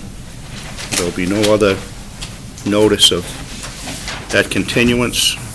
And also for the record, we received a letter from the applicant's representative that they request the continuance till April 4th at 6:30 and extension of time to act till May 31st, 2019. Second. All in favor on that motion? Aye.